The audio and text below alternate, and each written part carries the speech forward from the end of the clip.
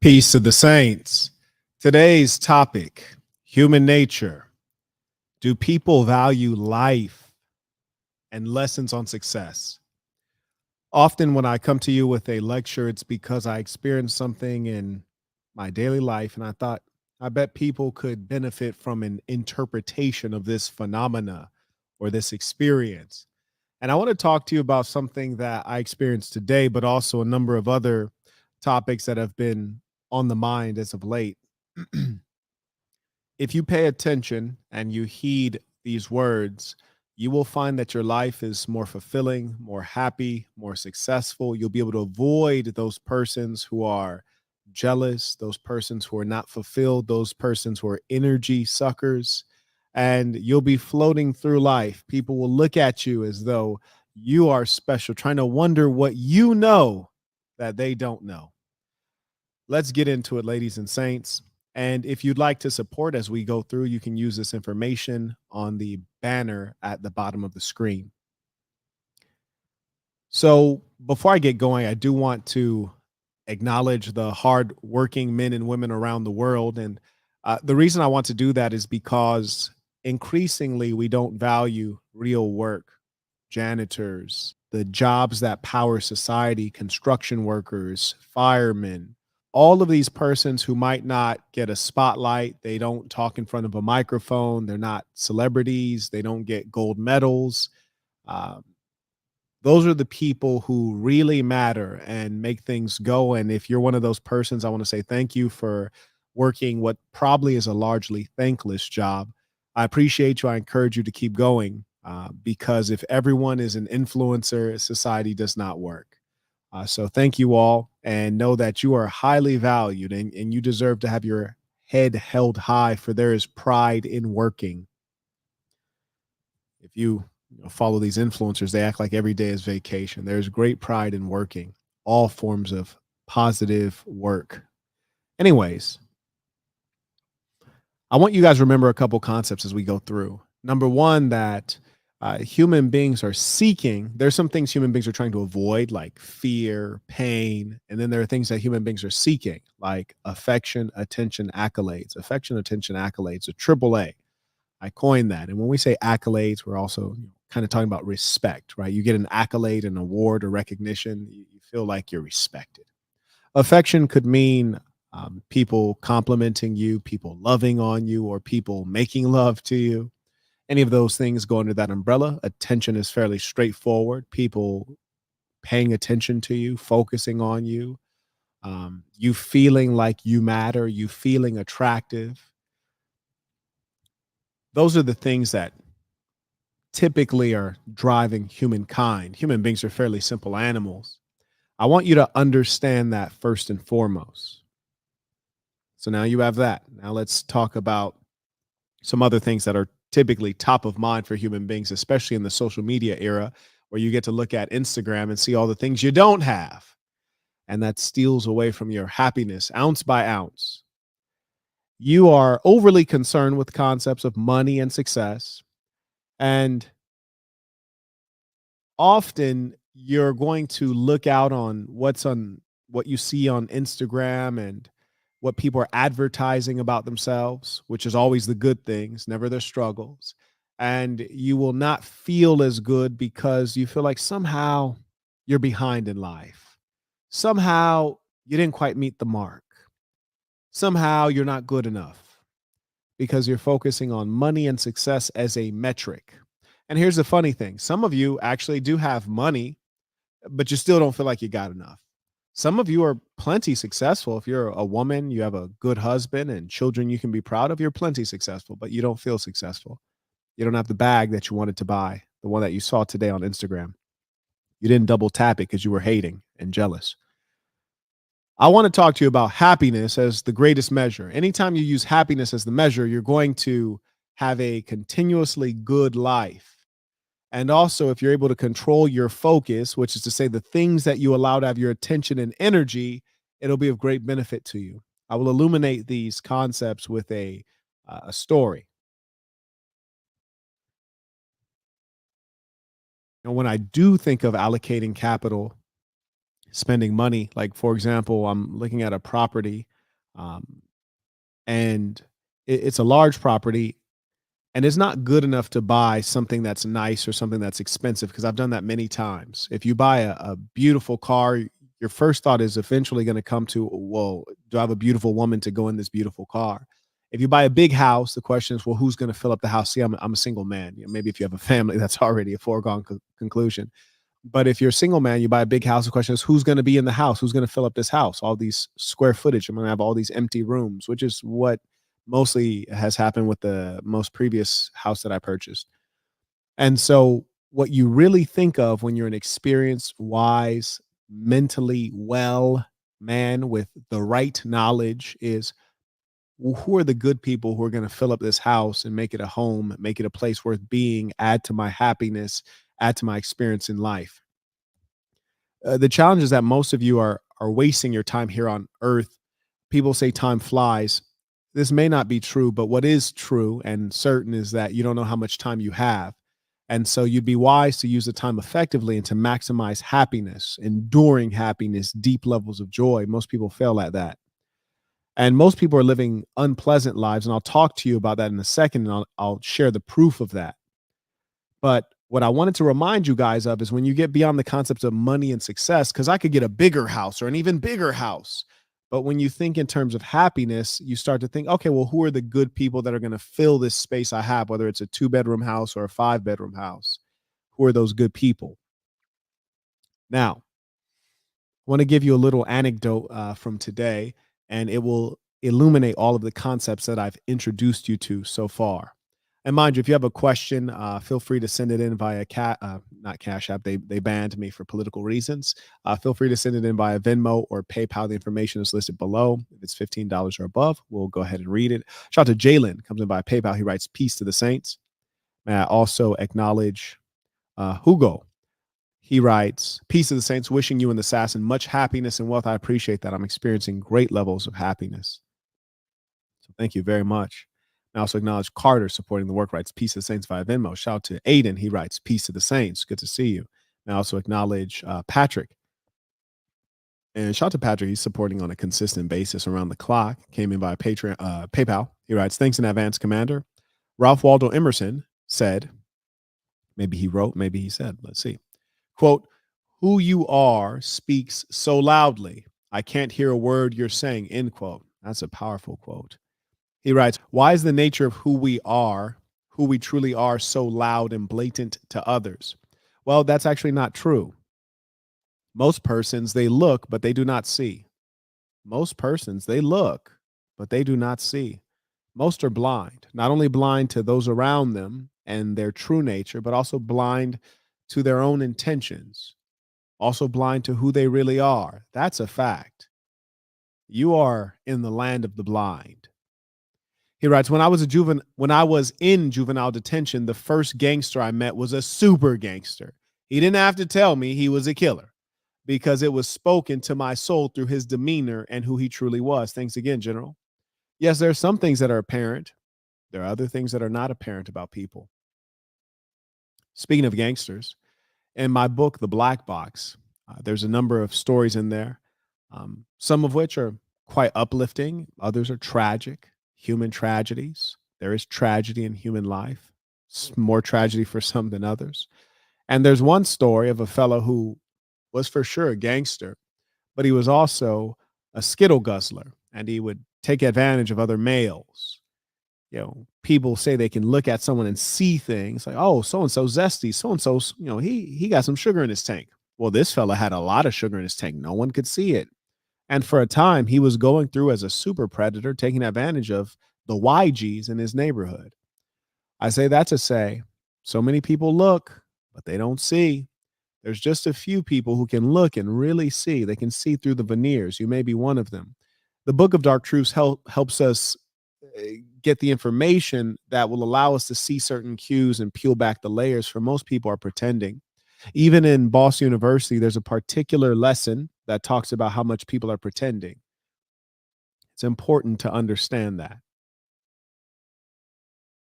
It's only the wise among us who look and see. People are looking and not seeing a thing. I promise you. And do know you could be displeased at that reality, or you could know that it's a great advantage if you have knowledge and you apply it on a consistent basis. So, as I was saying, you guys often get challenged by your obsession with money and success, not having the foggiest idea of how much money you need to be happy or what the true definition of success is for you. You tend to use other people's definitions of success. And what's worse, with regards to money, it turns out there's an infinite amount that you could get. And you allow yourself to be overwhelmed by greed, which means that you'll never actually be happy with regards to money. And you should not allow money to be something that drives or takes away happiness, because it's just supposed to be a medium of exchange for you to get what you want. And ideally, if you've calibrated your mind to a healthy level, in a healthy way, you don't want too much. The problem is that we tend to want too much. I often talk about health, wealth, and relationships. Health, wealth, and relationships. You need all three. Now, all the concepts I've just identified, they're going to be woven into this little story.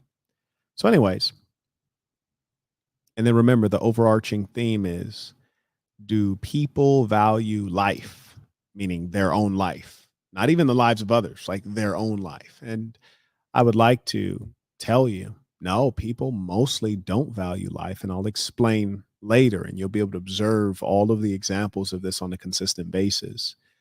And when you do value life, specifically your own life, you'll be more successful. But people will also say you're self interested, selfish, self absorbed. It's because they're mind boggled as to how you seem to care about yourself so much while they have very little regard for their own life. They destroy their body with cigarettes. They smoke cigars thinking they look like a boss when really they look like a moron. They walk around holding a beer because they think it's masculine and they look cool, not realizing they've been victim of marketing. They do silly things that provide no real return on the investment of time, capital, and their life being at risk. Things like bungee jumping, skydiving, things that are reasonably dangerous, reasonably safe. But if it went wrong and you lose your life, it shows that your life was probably not worth very much, because what's on the other side of that? Say you successfully go bungee jumping. What reward do you get? Nothing. You got a temporary thrill. What accolades do you get? Do you get a trophy, something that people are going to respect you for doing this activity? No, you don't.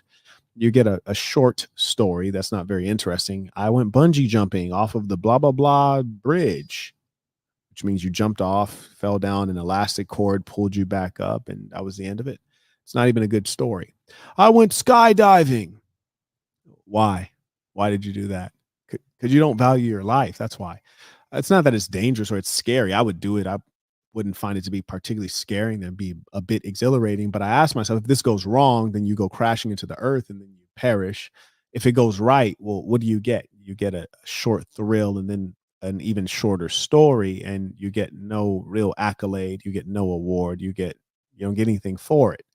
Is just an example of you not really caring about your life, but also being escapist. You're trying to escape the monotony and the boring existence that you have that is devoid of good people, excitement, fun, big goals, richness. And that's why you would part with your life so easily. For example, there's a young lady, a nice young lady. She says, "Oh, you got to go skydiving with me." I'm like, "No, I would never. Like, I have so many things to accomplish. Like, my life has great meaning and great purpose. If I were to accidentally die, like in a car accident or skydiving or bungee jumping, if there is a heaven or even a hell or a purgatory, when I get there, I would be so mad at myself because I left so much on the table. I left so much on the shelf. I didn't get to really achieve what I'm here for on this earth. I have purpose. I'm driven.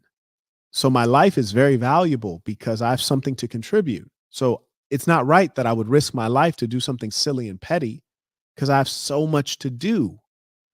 Now, most people, they don't have that story. They could risk their life doing anything. It doesn't really matter if they die. Who cares? Your mom, your dad, maybe your kids for sure. Maybe your spouse, they'll probably remarry, huh? So that's how we see that people don't care about themselves. They use these thrills to escape a life that is not the one that they want.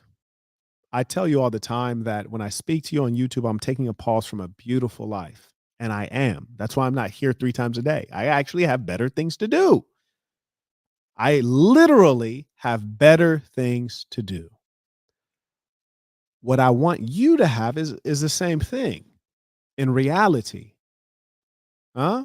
Now, remember, I just described to you the life and the thinking of someone who has purpose and meaning and joy in their life. Your life has a purpose on a daily basis. There's meaning to the things you do, and you're experiencing consistent joy, which means you don't want to risk that. You want to protect it. You don't want to go to jail. You don't want to get killed. You don't want to get injured. You want to continue on as things are with your life, moving upward. Then what's the opposite? The majority, how most people live, in despair, in lack, in worry. Lack of what, Marquette? Lack of money, lack of attention, lack of affection, lack of accolades, lack of respect. Lack. That's how they're living. Oh, Marquette, those people sound dangerous. They absolutely are. They absolutely are. And when you come into contact with those people, they can tell that you're not like them. They want some of what you got. Maybe they'll take it from you. Maybe they'll take your life. Jealousy, anger. Yes, you don't want to be around these persons.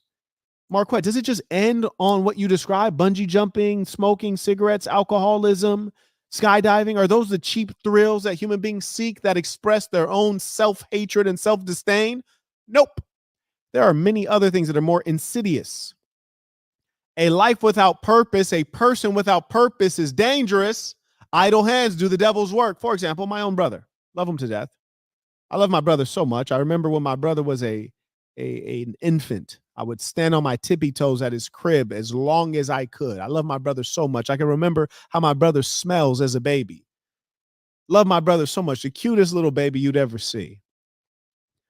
My brother grew up, and in a shadow, not that I cast, but a shadow that was really created by how my mother would engage him. Oh, my mother calls me Mark. Oh, Mark would have did this. Mark would have said that. Mark is like this.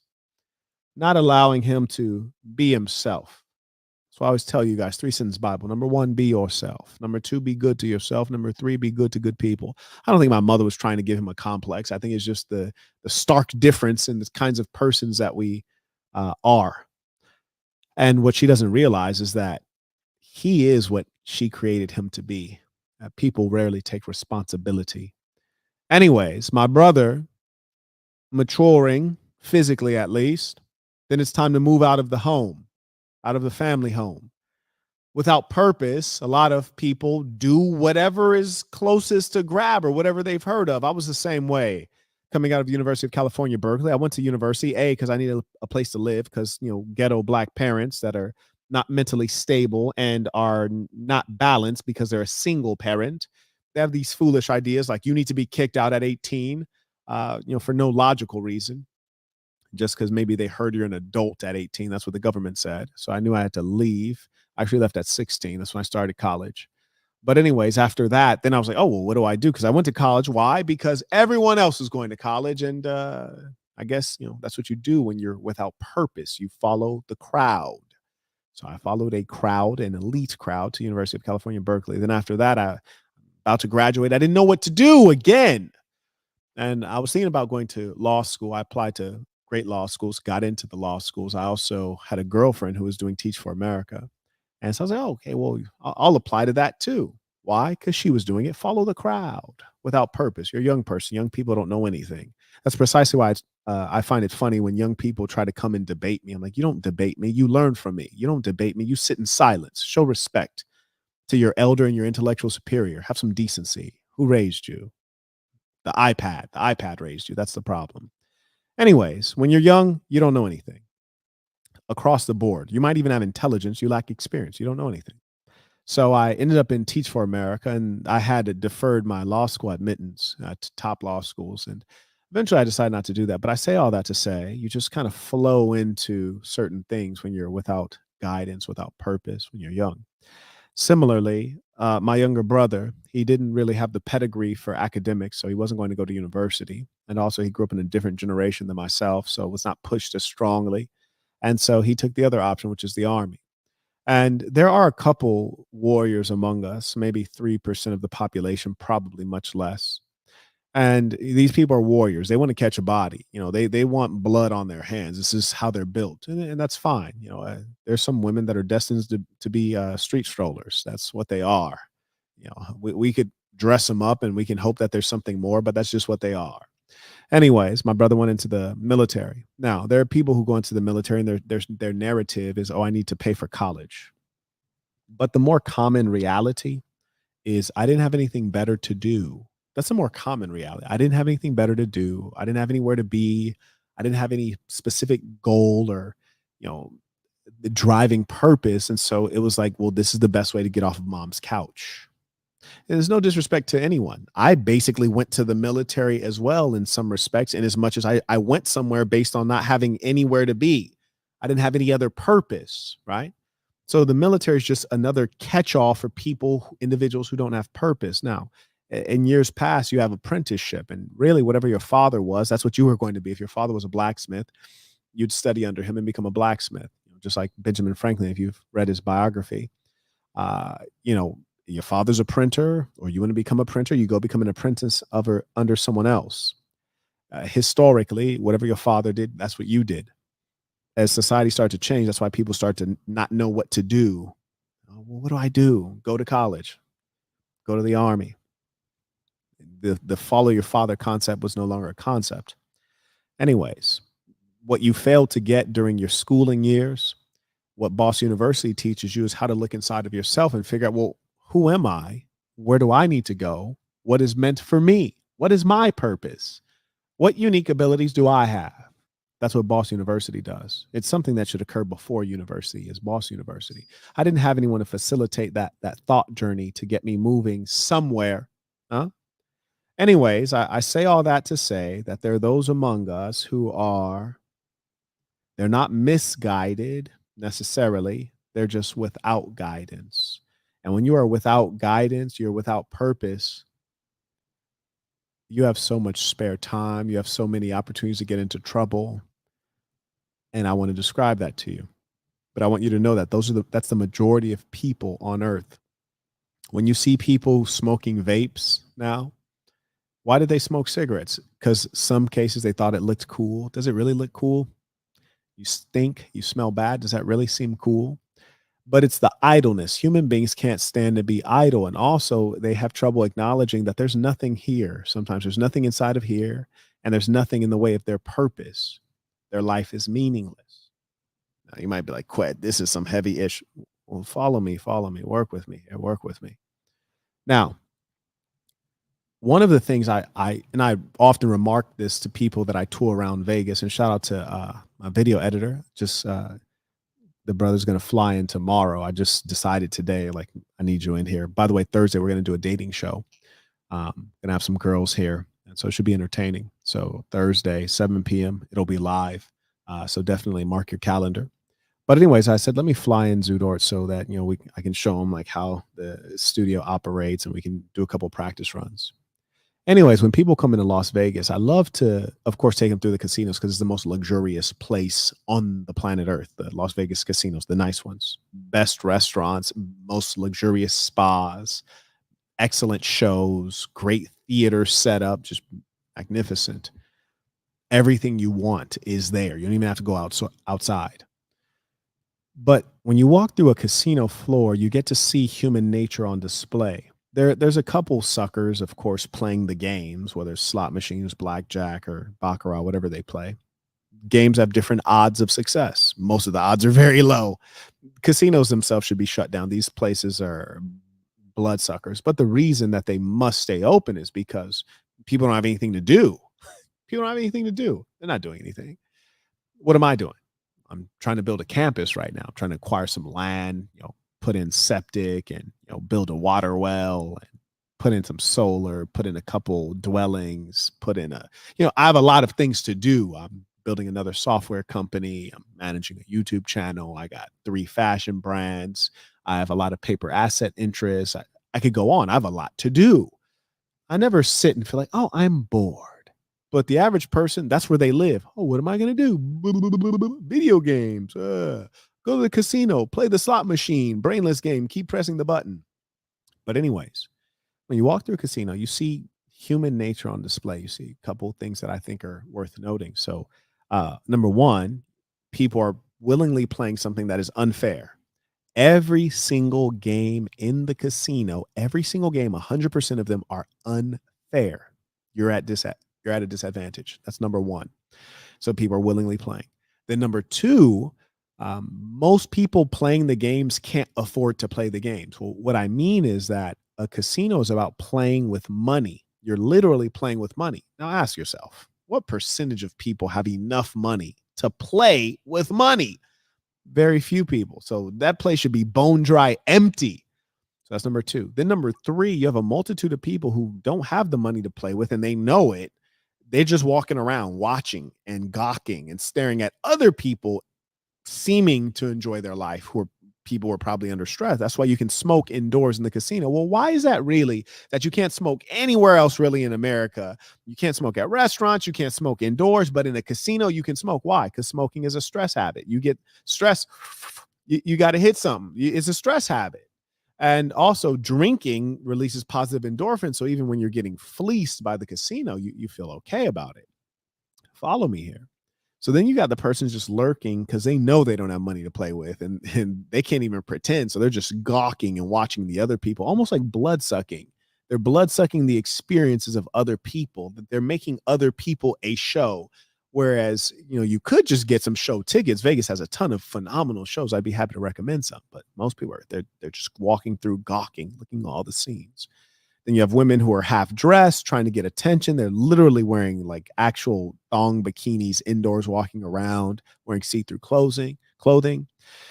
So as I said, attention, affection, accolades. And you have guys walking around pretending to be bosses, smoking cigars, wearing fancy clothes, bunch of jewelry, wearing fake brands that only a couple people can realize are fake because most people can't afford the brands. So they don't know the difference between the real and the fake. Guys got on a Versace shirt, it's fake. Then they got on the Gucci slides, they're fake. But most people can't afford this stuff anyway. So nobody knows which is fake and which is not fake. And some of them might actually mess around and hit a number on a freaking roulette wheel or a slot machine and go buy some luxury stuff. And they'll have one real thing in their wardrobe. They have luxury stores all throughout most of the casinos. Why? Because they know that you imbeciles who can't afford Hermes or Goyard or what have you, they know you might get a big win. Instead of doing the smart thing, which is like save your money, you would, or like invest it into your own education or support a good cause, you're going to go buy something you fundamentally cannot afford. Like, oh, I need them Louis sneakers, Louis Vuitton. Yeah, I need that. No, you don't, but you're going to buy it. And that's why the stores are there and they're open late. Anyways, so there's the casino dynamic. I want to establish that description because it gives you a sense of human nature. And I want to describe a story to you. I acknowledge Dominic. He writes, tuition, build something good and something great, invest in the process and overcome the progress. Imagine onward. Shout out to the gentleman. And I also got to connect with the gentleman too, because we need to pick the winners of that drip. Shout out to Patrick. He writes, Commander, I'll be rich someday. I walk through life encountering people who actually think they're better than me. It's all amusing to me. Oh yes, you'll find many people who cannot see you. Absolutely, you will. Hell, you'll find people who can't see themselves. And that's going to be highlighted in my story. And here's the funny thing, Patrick, is that you're already rich. You just might not know it. He comes in again. He writes, thanks in advance. What are some things I need to read upon to understand why the government is, quote, is a plutocracy? Thanks again, Commander, end quote. Well, you don't even need to read to know that the government is a plutocracy, which is to say a government run by the wealthy and, in this case, the wicked. It's all over. It's very clear. Like, for example, the airports are supposed to be like government buildings, right? But then you ask yourself, okay, well, if I want to go through fast, I can go through pre-check, which means you have to pay money, or I can go through clear or global entry, which means you have to pay money and more money in this government building to get a service that obviously could be more efficient, but it's not efficient because the government is pretty much just like piling all of you guys together like animals with no regard for your efficiency or your respect as individual American citizens. But if you pay money, you get a better experience in this government pig pen. So you find all the time, like, here, let me tell you another scam that shows you we're in a plutocracy. Taxes, just in general, taxes are a scam, but it's more a scam when if you're low income, you will never hire a tax strategist to figure out how to minimize your tax burden. And by low income, I mean middle class. If you're low income, you don't pay any money anyways, but you also don't really make any money. If you're low income, you're getting the best deal because you're mooching off of the wealthy people, you're mooching off of the middle class, and you're not really paying your fair share. So if you're low income, truly, you got the best deal. That's the best position to be in. It's like being a woman on welfare and child support. It's great. And alimony is phenomenal. If you're middle class, you're getting screwed, and you're catching a big L in this plutocracy. If you're truly upper class, like top 5%, then you probably have a tax strategist, and you're able to minimize your tax burden. Not that you should have a burden. Like, you have imbeciles in the society that think like you gotta pay taxes. Like, why? Like, so that we can like finance the atrocities abroad. Like, I don't really want to send my dollars out to take life. Much of my charitable contributions trying to correct what our tax dollars currently do. That's why I can't discuss much of what I donate my money to, because I'm trying to correct what our tax dollars do abroad, which is heinous. Anyways, that's how you know we're in a plutocracy. Anytime you pour money onto something, it's not a problem in America. If you're guilty and you pour enough money into the situation, you can beat your criminal case in America. If you have a tax burden and you pour enough money into a tax strategist, you can reduce the burden to nearly nothing. You can even get government grants, and shout out to Trump, he did this in New York. But anyways, yeah, there you go. Thank you for the question. And I encourage you guys all to really dwell on what I said to the gentleman about you might be already rich, and you just don't know it. I think that's the case for many of you, but if you don't believe it, then it's not true. And I'm not speaking of like law of attraction, speaking into existence. I'm saying that if you, like me, for example, I'm fabulously wealthy in as much as there's nothing that I want that I cannot buy. There's nothing I want that I cannot buy. I'm fabulously wealthy. I could buy a yacht, but I don't want a yacht. I don't want a private jet. Carter writes, a trending news session may be due. A lot of the world is going up in flames in real time. I want the Saints to have their marshmallows out making s'mores rather than burning with the aimless. Carter, it has crossed my mind many times to do a trending news segment. And the truth is that the reason I've not done it is because, well, number one, of course, I've been busy with good things. But to be honest with you, I often find that people get overly concerned with the news that they're not going to take action on, the news that gives information that's largely irrelevant to their life, the news that makes them sad and depressed, the news that they're not going to do anything with. And so I was asking myself, I was like, am I feeding into people's distraction and their lack of focus on their goals with the trending news segments? And also, I must concede that sometimes the news makes me exceedingly sad, especially because a lot of these things are very three-dimensional for me, in as much as a lot of the regions that we see endless warfare in, like Yemen or Palestine, and the list goes on indefinitely. Well, I've been to these places. I've been to them in some cases in times of peace. In other cases, there have been no times of peace. And so I've been to them in times of war. And in some of these cases, I fund various things attempting to, bring a greater balance or to give humanitarian support to those who are in great need. And sometimes reviewing the news, I find to be very disheartening and makes one feel like evil has truly triumphed and feel almost powerless. And so, in as much as that's the case, I try to insulate even myself from the news. So I will consider it, but that is the reason that I've not talked about the news. And that's even as someone who, in some of these cases, is supporting the good fight. Anyways, shout out to, okay, he came right back to correct some English. Very good. I also acknowledge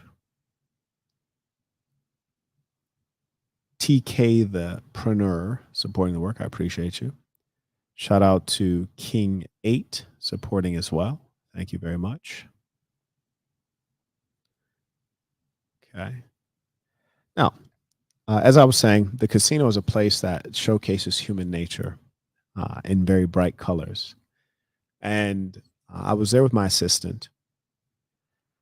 So I'm in the casino just tonight with my assistant.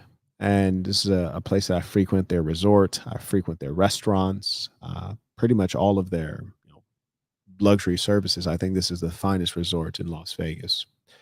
And so I have very good relationships that I invest in. I tell you guys, health, wealth, and relationships. I've invested deeply in relationships in this particular institution. In fact, I'm a supporter of the institution itself. I want to see it succeed, make every effort to push it. Anyways, I was there with my assistant. We're engaging in something, and then you ever feel like either A, someone's staring at you, or B, someone's like very close to you. So, anyways, doing something. I turn, see a young man's very close to me. He's wearing a suit, looking good looking young man, well dressed. Says, "Oh, like I forget precisely what he said, but something to the effect of like, hey, I watch your stuff. My friend put me on, and it's surprising seeing you here. Oh man, pleasure to meet you." And it absolutely was a pleasure to meet him. We have a brief conversation, then he carries on. Then I'm in the same place, my assistant right next to me, and then I feel again a presence. I turn, but it's like the last guy, he was like kind of like offset. He was like close, but offset. I turned, it's like a dude directly behind me, within like less than a meter, like directly behind me, which is in a blind spot. And so I turn around, I'm looking at bro. I look at bro like, like, what is up with you? Like, why are you so close to me in general? You're a stranger. Why are you so close? And then number two, why are you directly behind me? And like nothing over here has anything to do with you. You shouldn't even be here. I'm looking at him. I haven't said a word. I'm just looking at him like, bro, like you that close to me and you're directly behind me. Like low key, if we were outdoors, I'd probably just fired on him because it just didn't make any sense. Like, was you trying to pickpocket me or something? This is weird. So I turn around, I look at him like he's crazy. And then so he moves from being directly behind me, moves to being behind my assistant. Now, if a woman serves me, she's under my protection. If a woman has served me and then she's a random bimbo, she's a random bimbo. I might not even intervene or say anything. I don't really care much about her. But if a woman has served me, she's under my protection. So you being behind me is a major annoyance. You being behind her is a threat. Like you've now entered threat level. And so now I'm displeased. So like you're behind me. I look at you funny. You're behind her. Now I have to say something to you. So he moves from behind me to directly behind her. He might not have known that we were even together. He might not have even known we were together. So I turn he moves behind her and I say, okay, so you're going to stand directly behind me. Now you're going to stand directly behind her. Please walk away. Oh, wait. Well, oh, what are you, a jealous guy? You don't want me. You're a jealous guy. I'm too close to your woman. No, granted, this is not my woman, but it's not necessary to explain anything to a peon.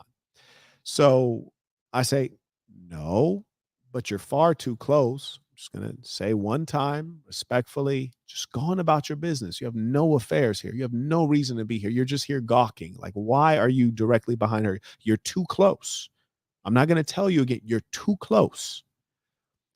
Then he starts popping off at the mouth. And then I say a couple simple things. And this didn't get a chance to escalate. And I'll tell you why.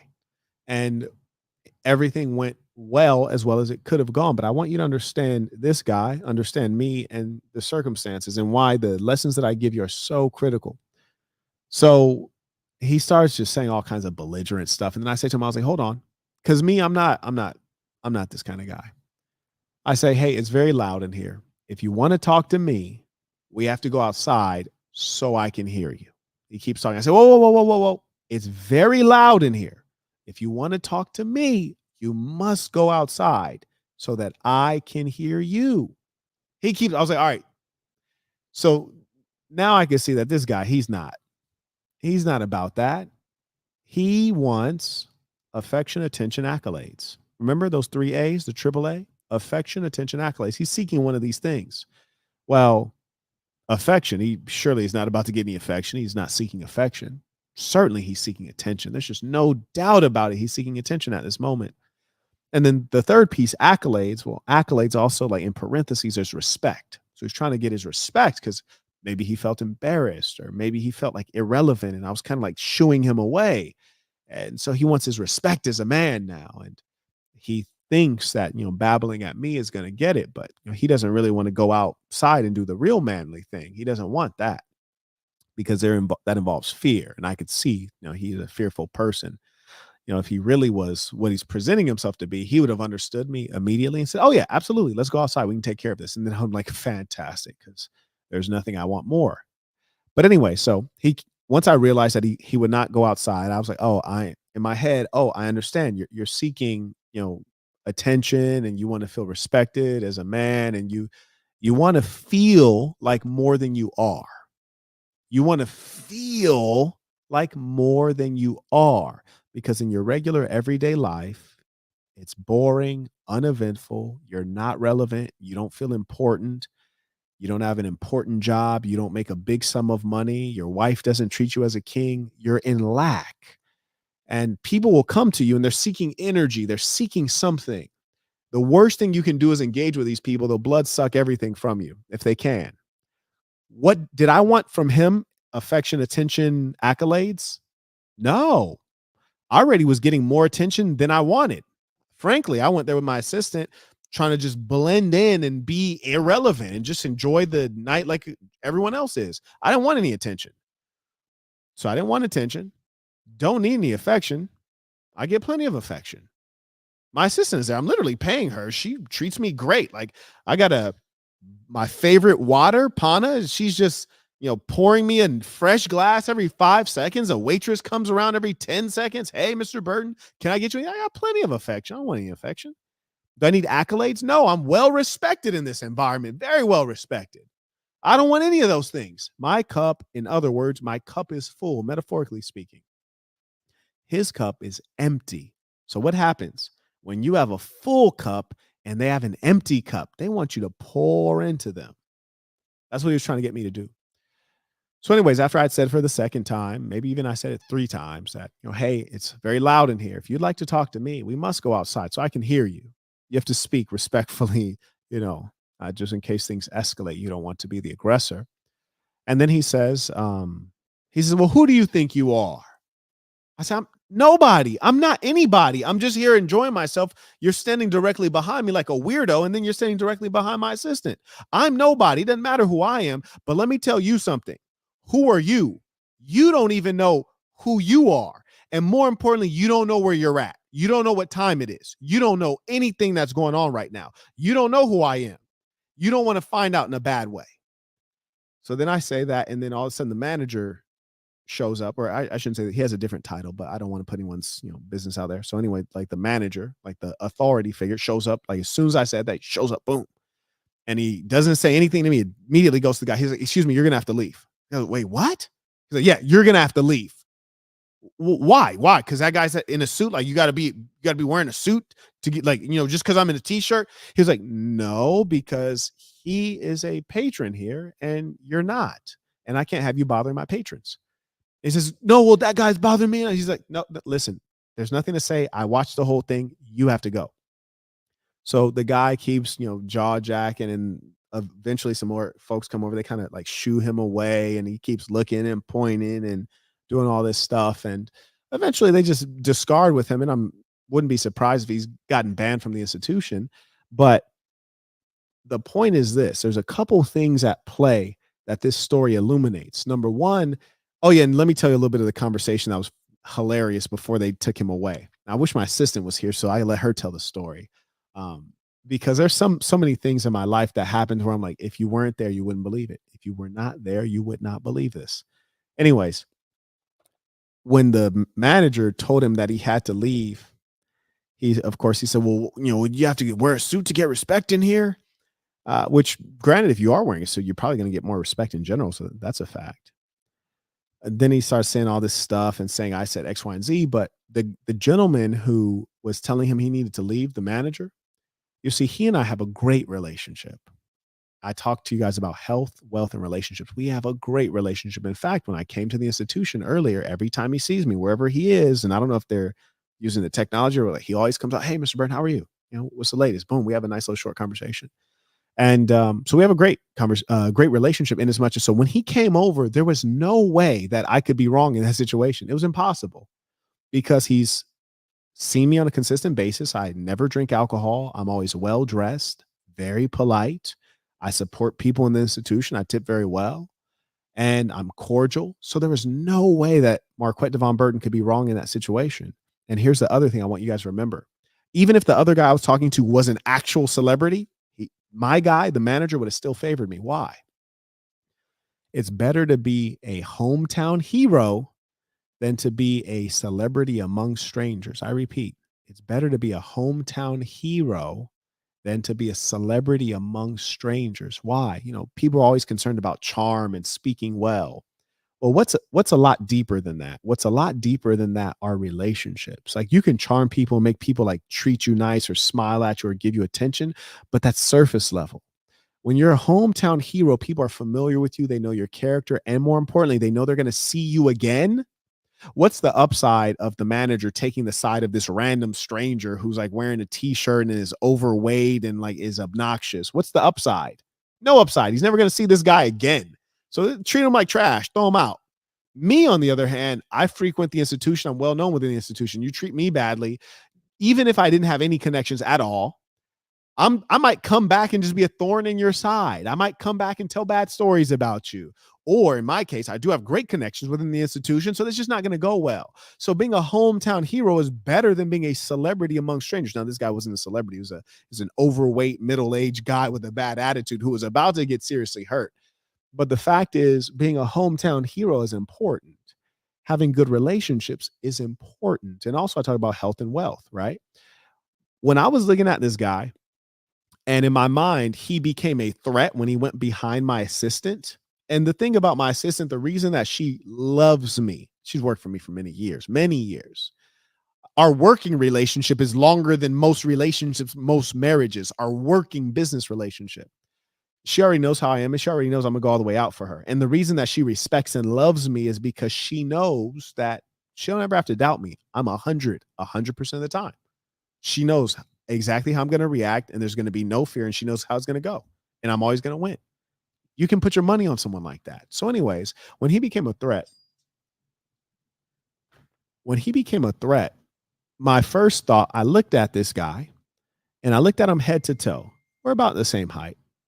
She said he was shorter than me, but she also views me as a giant, right? Because she's witnessed me over time do big man things, big man things. She said the guy was a little shorter than me. I think he was actually the same height, but it doesn't matter. So he's about the same height and big stomach. And I was looking at that stomach because I've always wanted to punch someone in the stomach with a stomach like this. I've always wanted to hit it really hard just to see what would happen, because those things, they look firm, even though the person's overweight. You ever seen like with those beer bellies? They look firm. I always wonder what it felt like to just punch one, because it kind of looks like one of those aqua bags for my boxers. You know how they have not the heavy bag, but the aqua bag that's filled with water. I always wanted to punch one. So I was looking at him and I was thinking, oh, it's not really typical to throw a body shot in a street fight. But I was like, you know what? If he agrees to go outside, I think I'm gonna hit him with a body shot. Like, I really want to just see what the effect is on that kind of a stomach. Like, how does he take that body shot? I know it's going to leave a nasty bruise. I'd love to see how he takes his body shot. So in my head, I was like, okay, we'll give him a tap, bang, and just see how that, see how he deals with that. I'll even pause just to see how he react. No need to do him dirty, just to, teach him, just reestablish hierarchy. And I was thankful for health because I was looking at him and I was thinking, you're a funny guy. You're about to get obliterated and you don't even know it. And not only that, and drop my IG in the chat.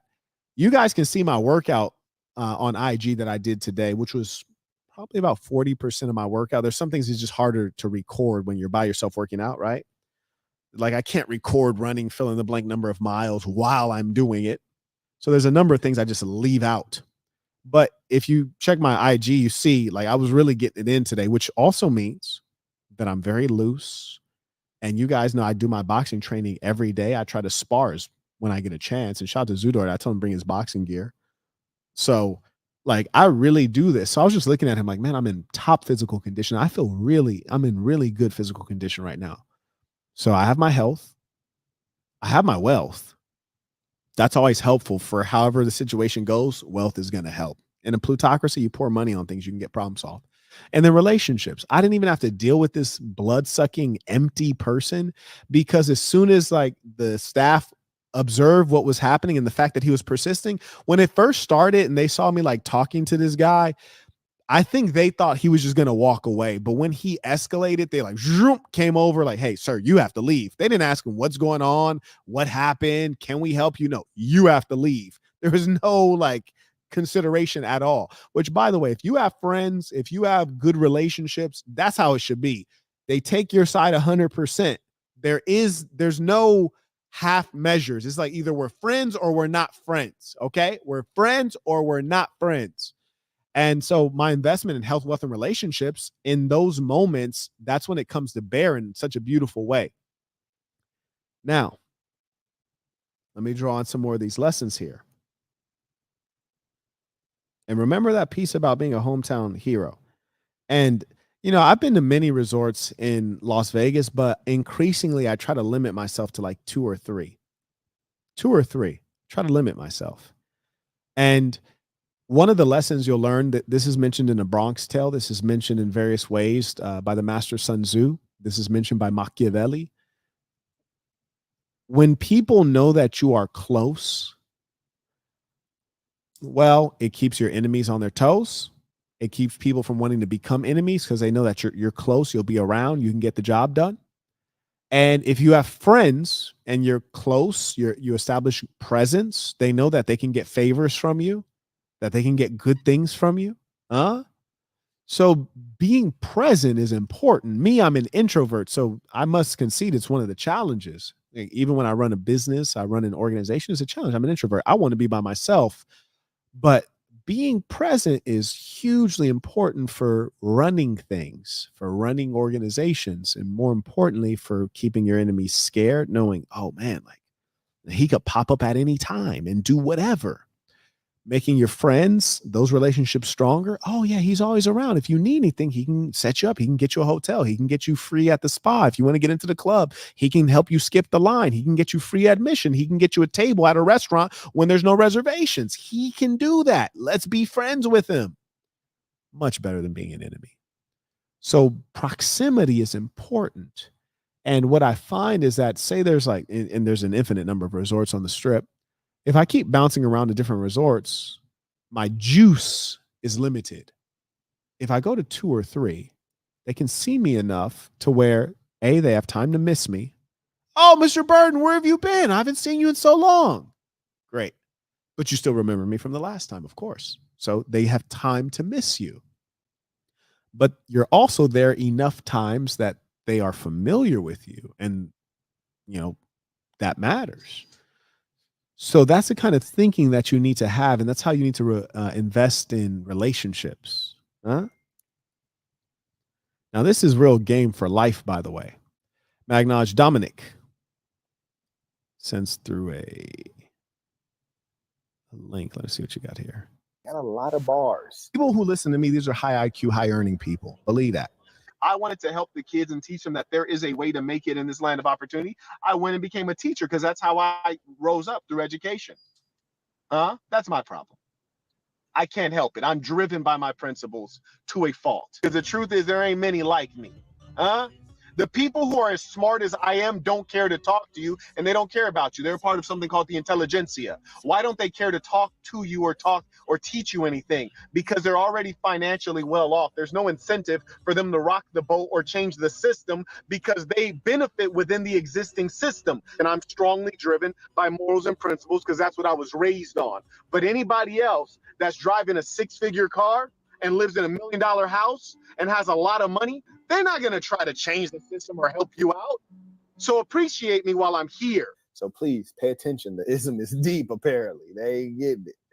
They ain't getting it. Now, let's... Shout out to Imagine All Word. He put out great clips. You can check him out at Legion of Saints on YouTube. Thank you for sharing that. Thank you for sharing it. And that is all 1,000% factual. You'd be wise to always try to assess someone's driving force You'd be wise. And I find it to be very easy to assess people's driving force, and it helps you predict their moves. Like, for example, here's the funny thing. When there's that little, I wouldn't even call it an altercation, when there's that minor disagreement with that mentally unwell fella, when the staff was like basically shooing him away, he kept yelling and cursing, and then eventually his wife came over and they're like, he was like, "What here? Oh, this is the part I meant to tell you. This was super funny. This is super funny." Before they got him away from me, when the manager came over and said, "Hey, you have to leave," and the guy says, "Well, who are you? Who's your manager?" He's like, "Let me speak to your manager," and then the guy says, "I am the manager." Yeah, I personally enjoyed that very, very much. And then he says, "Well, who's your manager?" He says, "Well, I am the manager. I am pretty much the highest manager you can talk to at this hour on this day. But I invite you to go to corporate, put in a formal complaint. My name is such and such." I just found that to be very funny. He's like, "Who's your manager?" And bro's like, I am the manager. Like you're talking to the big dog right now, and the big dog is telling you to leave." I thought they were very honestly, I thought they were very cordial with him considering the situation and the dynamic. I thought they were very cordial with him. I wouldn't be surprised if he can never come back though to that institution. But anyways, thank you to Imagine Onward supporting the work. Appreciate you. May also acknowledge Patrick. He writes, "Thanks in advance, Commander. In a previous live session, you spoke of how ultra aggressive men have no outlet for their violent inclinations. This touched my soul with me knowing I was born to kill. Why hasn't the government created something extreme for these type? They do. It's the military, the Marines, which probably be more suitable for you. The Marines, the Air Force, the Army. That's historically that's where your killers go. That's where your warriors go into the armed forces. Here, do they just want guys like this in prison? Well, that's often where the warrior class will end up if they're not properly having their nature and aggression channeled. We find a lot of our warrior class, if you want to talk about the foundational Black Americans, they end up in gangs. In fact, for all of the different racial groups, they all have various forms of gang and criminal organizations. Some groups more than others. And all that is appealing to the martial spirit in the young man. He writes, "Do they just want guys like this in prison? Moreover, peace to the gorgeous gangsta saints." Yes, indeed. I mean, and these things are critical because the truth is, just like the women who are bona fide street strollers, and that's just who they are, that's their nature. There's some of them that are born to be that. There's many more that do that job because of lack of uh, positive culture in the mainstream, and so they get romanced into an easy dollar. But that's not their nature. There's many men who are in the army and the armed forces, the Marines, the Air Force, but they're not warriors. So it's important to know who you really are, and also to not fall into someone else's plan for you. Uncle Sam, the government, they'll recruit anyone into the military, whether you're a warrior or not. They'll put a gun in your hand. That's pretty tragic and comical at the same time. Shout out to uh, Antoine. He writes, "Tuition. I appreciate your work, sir. Thank you very much." And tonight was really a blessing in as much as I got to see the fruits of the way I strategically do things, and also I didn't have to engage with someone who's empty. My cup is full. His cup is empty. Do not engage with people whose cup is empty. Because here's the thing, he was seeking either affection, attention, or accolades, respect. He was seeking something. I didn't want it. I wasn't seeking anything. So all he could do is take, and all I could do is give. I don't want to give to a bad person. I don't want to give him energy. I don't want to give him time. I don't want to give him attention. So remember and be aware when you're around persons like that and figure it out.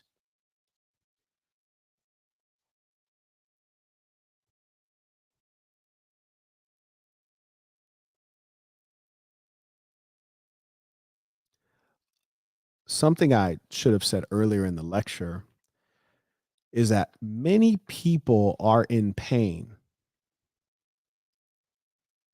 Many people are in pain. They're living in quiet desperation. If you living check to check, if you're living check to check, as they call it, you're living in pain. If you're a single woman, you're living in pain. If you're a single man, you're living in pain. If you don't have rich relationships, meaning like you have a good number of people that you respect and you regard. You feel like you're a part of something. If you're not a part of anything, you're alone, you're lonely, you're living in pain. A lot of people are living in pain. And because so many people are living in pain and they don't show it, right? They don't show it on the surface. On the surface, it's all Instagram highlight reels, it's all Instagram stories, it's all the pretty things. But because they're living in pain, you know, once you come into engagement with them, you can only give that what you are. So because they're in pain, when they engage you, they're going to try to give you pain. They're going to give you negativity. And that's what we encountered with the overweight middle-aged dude at the resort, is that he's in pain. So as soon as, someone like, his cage got like touched at all, like he just starts raging. And I mean, when the guy told me he needed to leave, then all of a sudden he's cursing and yelling. Now, mind you, he didn't curse and yell at me. Why? Because I told him calmly, like, hey, I can't hear you in here. It's loud. Let's go outside. He realized, oh, like this guy wants to escalate it immediately. Like there's no middle ground with this guy. This guy's either like, you leave, get away from me, just get away, because I don't deal with people like you, or we need to go outside. There's nothing in between. There's no negotiation. I'm not going to give you any energy. I'm going to just give you knuckle sandwiches. Like there's nothing we can relate on. We're not the same kind of person. So either I'm about to vanquish you or you could get away from me, but there's nothing in between. So he didn't start yelling and cursing. He started doing that to the manager when the manager came over like, yo, you need to leave. You got to go, Brody. But I say that to say this: some people are in pain. So all of his pain starts screaming up out of him. That pain screaming up out of him. Because here's the thing: if he was living a good life, would he be gawking at other people living their life, or would he be out living his life if he wasn't in pain? Would he, when I turned around and said, hey, man, do you mind moving along? I didn't say that, but when I like basically gave him the indication, like, yo, why are you standing directly behind us? This is awkward. He'd be like, oh, no problem. Sorry about that. Boom, left. And you guys might be asking yourself, well, Marquett, would you have reacted like that? Absolutely. First off, I don't gawk. I'm not a gawker. So I wouldn't have been gawking at what another man is doing. I like to be the doer, not the reporter. I like to be historical figure, not the historian. I like to be the player, not the audience. So anyways, I wouldn't be gawking. But if I was for some reason gawking and someone turned around like, yo, like, why are you gawking right behind me? It's uncomfortable. I'm like, oh, I apologize. I didn't even realize. Let me get out of your way. Boom. There's no ego there. There's no hubris. There's no just get out of the way, man. Why would I be easily able to go on about my business? Because I have business to get onto. I have business to tend to. That's the problem. People who are in pain, they don't have purpose. They don't have goals. They don't have any business. You can't mind your own business if you don't have any business. And that is very problematic, especially in the male. There are many women who don't have any business. That's why they love shopping. They love shopping because they don't have anything to do. And they complain they don't have enough time to, I can't cook and clean and cook and clean. And yes, you can. You got time to shop. You got time to post on Instagram. You have plenty of time in your life. Your life has no meaning. Your life has no meaning whatsoever. You should be happy to cook and clean. Probably the best thing you can do with your life. And the worst thing is when dudes don't have any purpose. They don't have any business. They can't mind their own business. They don't have any business. And that was the issue. Many people are in pain. I want you to remember that, because here's the thing. His pain came out. It screamed out, but it wasn't violent. There are people who are in greater levels of pain than him, numbing themselves with drugs, whether they're medicinal drugs, psychotropic drugs. There are various forms of pharmaceuticals that people use, pain pills, marijuana, mota, or hard drugs. And these persons, when you come into contact with them, their pain is going to scream out louder and more vigorously, and it can be dangerous to you. So know that people are in pain. And that's why when I say be good to good people, I'm also saying be around good people, people who are positive and predictable and have good things going on. So as a result, you don't have to worry, right? Like, to be honest with you, part of it, when I saw a dude was behind me, I was like, yo, it's like son trying to like pickpocket me. Like, yo, why is this dude like so close to me? What is this about? Now, if I'd have looked and turned around and he was dressed as well as I am and he looked like some money, I would have had a lot fewer reservations about why are you there. But I turn around like it's a fat dude in a t-shirt and short, like, bro, get up out of here, man. It's like nighttime. You're wearing shorts as a 40-year-old man. Like, bro, get a life. I look at him like, bro, you probably trash out here. The way you look matters. The way you look, it matters. A lot, actually. So, anyways, remember, there's a lot of people out here with pain in them. And here's the other thing to trip on. And I don't know if it was ever true, but what we define as mental health nowadays has become what is common to people. Like, oh, this is common, so we're going to say this is normal and healthy, when what is common now is not necessarily healthy. For example, in Europe, it's common that people smoke cigarettes. Does that mean it's normal and healthy? Well, it's becoming normal. They might lie and say it's not so unhealthy. But those of us who are sane, which is increasingly the minority, we know that it's not normal, though it may be common. It's not healthy, though people may seem to be all right. They seem to be all right, but in reality, they are filled with pain. Do not let them push that over on you. Important thing to understand about human beings. And they don't show it, they hide it. So when you get engaged with these bad persons, then their pain spills out onto you. Now, here's the other thing. Pay attention to this one. There's some that are in pain and they also fit this second category. Then there are others, maybe they're not in pain, but they still fit this second category, which is not a good one. Many are seeking energy. Be careful how you give it. Many are seeking energy. Be careful how you get it, give it, how you give it, how you give your energy. Now, this is what I mean. There are those who don't have energy. You see these people, they're low energy. They sleep a lot or they don't get enough sleep. Something's imbalanced in them. They need energy. They're not very exciting people. They're not very positive people. They're like Eeyore from, what was that called? Winnie the Pooh, I think it was. Eeyore was like that donkey kind of animal that was like slow and sluggish, and he talked slow and just had no energy. Hey, Winnie. This is their way of being, is low energy, no energy. So they need your energy. Let's be real here. You watch a comedy special on Netflix. What are you trying to do? Trying to get some of that energy. That funny guy, you're taking the joy he's giving to you. You're trying to be a receptacle for joy and laughter, but it came from him. He's the energy. You're the energy sucker. You're the one who needs the energy. Huh? Are you the energy or are you the energy sucker? Wish there's another word to say that. Way to say that. Pause. I'm the energy, but I'm also an introvert, so I have to be cautious as to how I give the energy because people bleed you dry. Like, for example, and I don't promote being humble. I promote being real and being honest. Some of you may have dreams. Once you start achieving dreams, you then might become a dream. You might become a character in someone else's dream. You are the energy. This is what I mean. When I was able to amass some wealth, what I realized is that the other men and women, or mostly men, who amassed wealth, and then the beautiful women that are just there, I realize we're all a part of each other's dream. Like, we're necessary. For example, when I'm in Monaco and there's like the Rolls Royce Cullinan pulls up, the Bentleys pull up, and this car pulls up, and there's the gorgeous model, and there's the celebrity, and the athlete, and the influencer, and they're all there. They've achieved their dream, and I've achieved my dream.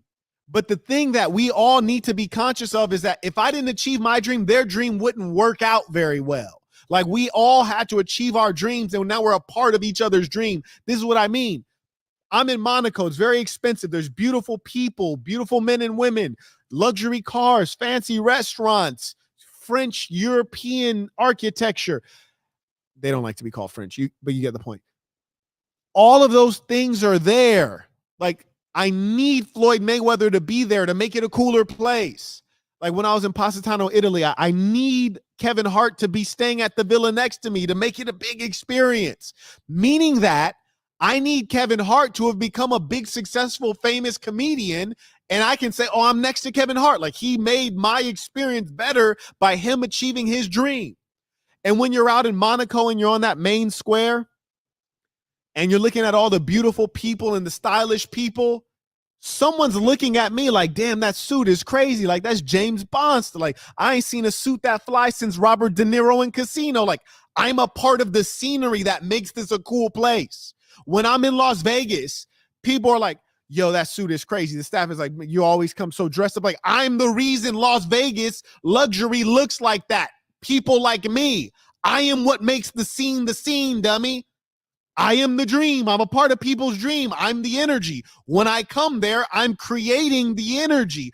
Just like these broads. You got chicks that are atmosphere models. There's some truth to it. You need beautiful women in the club or in whatever venue. People pay them to be there. They're the energy.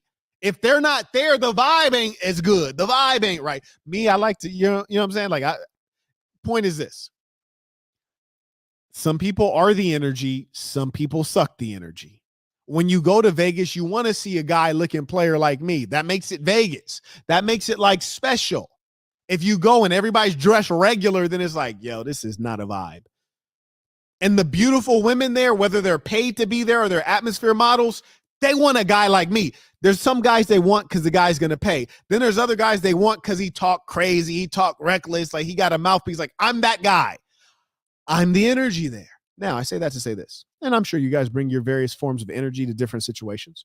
I say that to say this. Most people are not the energy. They're the energy sucker. Pause. There has to be a better way to say that. I thought it was more articulate than that. Maybe it's getting late. But the point is, most people are not the energy. They're the energy sucker. And as a result, when you encounter them, you should be guarded because they're not contributing anything. They're just pulling out. Thank you. They're energy vampires. I appreciate that. That's love. That's love. They're energy vampires. So you have to ask, and this can be in any situation. For example, shout out to Pug Dad. Shout out to Pug Dad. Whatever your job is, say you're a teacher. And you go to the teacher's lounge. 95% of those teachers are miserable, boring, middle-aged people. Then there's like two cool teachers. There's that one teacher that all the kids love. There's another teacher, like all the families love them. They're also the coach of the girls' basketball team or whatever the case is. They bring the energy.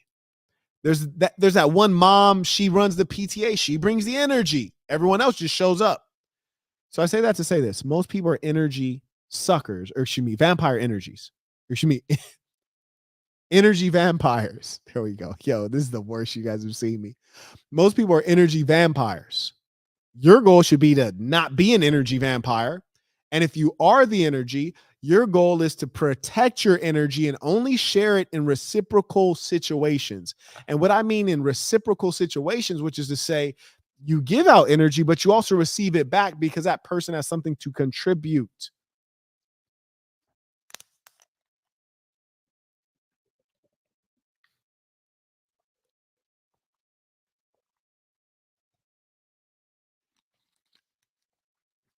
Now, listen, being around good people, men who have energy and they have something to contribute, it's reciprocal. It's beautiful. Check this out.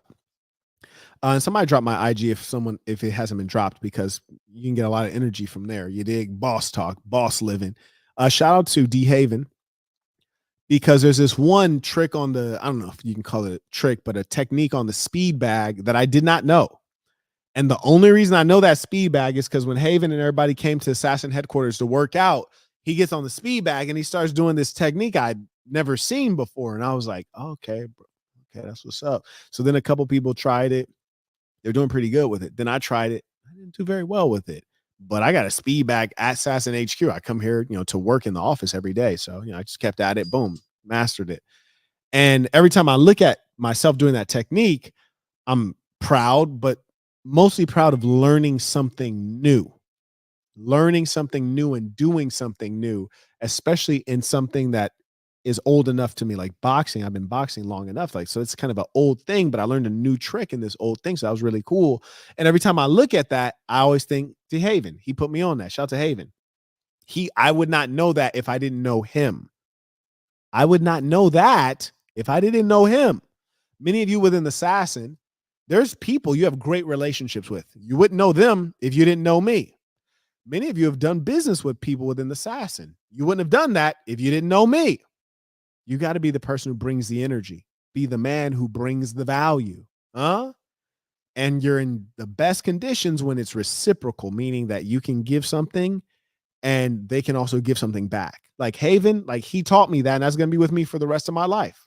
That's really cool. And every time I see that, me doing that, I'm happy and pleased with myself and proud of myself. And I always remember him.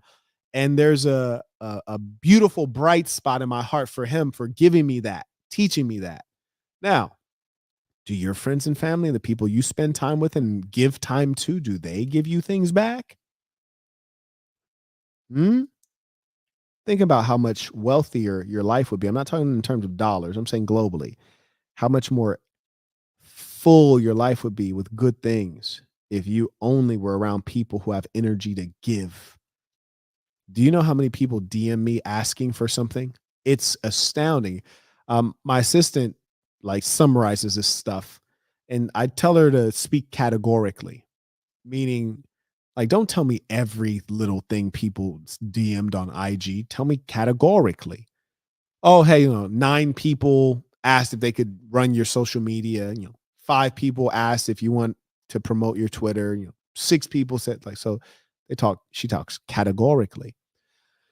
And she was telling me that sometimes she finds this stuff funny. I can't lie. She's ruthless sometimes. She finds some of this stuff funny. And she was like, yes, some young man, he was like 21 and he had messaged. She's like, I know he's 21 because on his profile it says 21. And he had said that he could help you do this and this, and like he could blow up your social media. And she was like, but why didn't he blow up his social media? Because he only has like 800 followers. And she was like, not that I care, because she doesn't even have social media, right? She was like, not that I care, but just if like your business is social media and you're reaching out to someone who is already reasonably known, like why are you reaching out from an account that's like an irrelevant account? And then why are you 21 years old telling someone else that's many years your senior that you're going to do them a big favor, so like you have significant knowledge with no evidence of that? And so we both fall out laughing with these kind of things. I kid you not, we fall out laughing with this. My assistant and I, we learn to laugh at these kinds of things. Not that we're making fun of anyone, but it's just that the detachment from reality. Another thing is like what people forget is, as I say, like you're you're in someone else's dream. You're living your dream, but you're also in someone else's dream. But you have to realize that sometimes you're trying to be in the dream, but you ain't really there yet. So this is what I mean. Say someone's like, hey, Marquett, like, let me make all these video edits for you. I could like blow you up to 1 million subscribers. I'm like, okay, is that because you're a great video editor, or is that because it's good content and I already have a following? If it's just because you're a great video editor, you could go find any random YouTuber and give them the exact same offer and then just go make $1 million, right? So I'm irrelevant. It's all about you. You're the guy, you're the dream, you're the energy.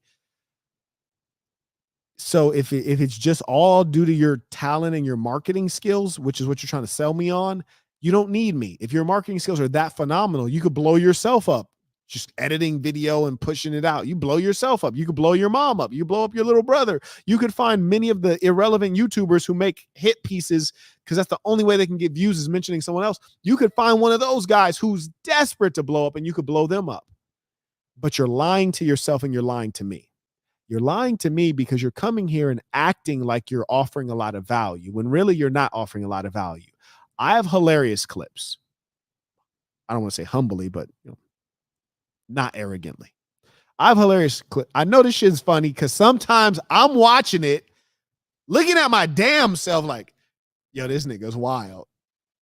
This nigga's a fool. This nigga crazy. Like I'm watching the shit like it's not me and I'm laughing at it. The old stuff, right? Like I forget that I said some wild shit. I'm like, this shit is funny as hell. It's good content. It's not extremely hard to cut up and make interesting. I'm saying crazy stuff. I'm saying funny stuff. It's good content. So what you're doing is saying, hey, you who is already living a great life and you're already happy and you have the things going your way, I want to add a little bit of value and get a lot of payment for it. That's what you're saying. I want to add a little bit of value and get a lot of payment. That's what you're saying. I'm just encouraging people to live in reality so that you can get the greater value out.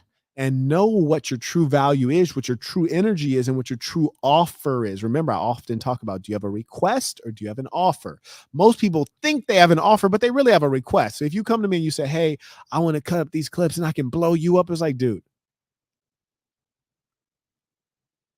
if you can do that, you can blow up anyone. Go find someone who's a nobody. They should be way more interested in blowing up. I'm not that interested. What you're really saying, I repeat, is, hey, Marquette, you already have a strong foundation. I'm going to use your foundation and make myself money with your foundation. It's like, come on, dude. That doesn't even sound interesting. And let me tell you guys this other thing. Manage your selfishness. There's nothing wrong with making money. There's nothing wrong with making something for yourself. But remember, it has to be a win-win, meaning both sides win. Like, I win and you win. It can't be like you win and I'm like, I get a marginal benefit, right? So remember that in all deals you do, especially business deals, because no one except your mother cares about you for the most part. Everyone else needs a win-win. Like, for example, even the women that I deal with or want to deal with me, they're looking to win at some level. You know what I'm saying? Like, they're not dealing with me just like, oh, out of the love. They're dealing with me because, hey, I think you're really handsome, or hey, I love listening to you. I think you're very intelligent, or I like your guidance. I think you'd be a great father. You seem like a very supportive, like, they want to win. So remember that it has to be a victory on both sides. A lot of you guys are immature, and I'm speaking to the males right now, in that you come basically with your hand out like a child or a woman, meaning you have no energy. You have not an offer, but you have a request, but you don't even know it. You think that you have an offer and you sound stupid as hell. My assistant is laughing at you. So please knock it off and stop trying to do that. There's one guy, this is the last, that's what I'm talking about. Then we're going to get on. By the way, if you'd like to book me, you can book a consultation at cozycal.com. I think it's /theassassin or /assassin. I apologize. I can't remember, but you could also just go to, theassassin.com, THESASN.com. You can click schedule, you can book a consultation, or you could book me to go on your show or to come on my show. And the amount is there, right? So someone had, this happens all the time, but this one in particular was funny. And again, my assistant will tell me these things and we'll laugh about it, because you got to enjoy life, right? So she tells me about this one guy. She said the guy reaches out, says, hey, I forget if this one was like interview question mark or like, can I interview you? And so she replies, and mind you, if you guys are wondering, there's like 3 different buckets of messages. So there's there's 4 buckets. There's message requests, and then there's hidden messages. So message requests, I'm not exactly sure how people end up there. Maybe if their accounts are like flagged for spam, and then you can like restrict someone and then they go into hidden. So then there's, you click message requests. Those are like maybe the ones that are spam or like maybe small accounts. And then there's hidden. So those are the 2 buckets, the 2 lowest buckets. And there's general, which is like a general inbox. And that's where my assistant will deal with all the messages in general, mostly business related messages, business or like fan mail. That is, if you can consider that business. And then there's primary, which is to say like people I know personally, like people I grew up with and are friends with currently. My mom's, she likes to watch my stories. My mother, a woman I might be dealing with romantically, something like this. So I only look at the primary inbox, which you do not get into there unless you've been put in there. Everything else would go to general or messages or message request or hidden. So anyways, guy had messaged, and my assistant that caught this one, and he writes interview question mark or something to this effect. And I guess she sent him back the link, and she sent him the link and like said something polite. She always says polite stuff. She's very good professional. Me, I would have just probably sent him the link. So it's a good thing I have her. And he writes back and says, oh, like, like we're both black. And like, I know when you were coming up, like you were probably trying to get interviews, and this is how you come at me. You just like tell me like I can pay for an interview. So this is what he sends the assistant. And, she has my full blessing to respond however she likes, especially to people. These are people are strangers. And so, but she's a smart person. So she writes, she's like, oh, I apologize. Do you know Marquette personally? Because, every now and then there are people who might message who know Marquette, and I don't know that they know Marquette. I just kind of know people from like the last decade or so of his life, or people he's mentioned, or people that are in his book or things like that. Like, do you know Marquette? And he's like, no, I don't know. And then she's like, oh, well, then you're strangers. So you're reaching out to a guy you've never met in life and you're asking him to do you a favor. Like, that's not in line with Marquette's beliefs. So, like, the answer is no.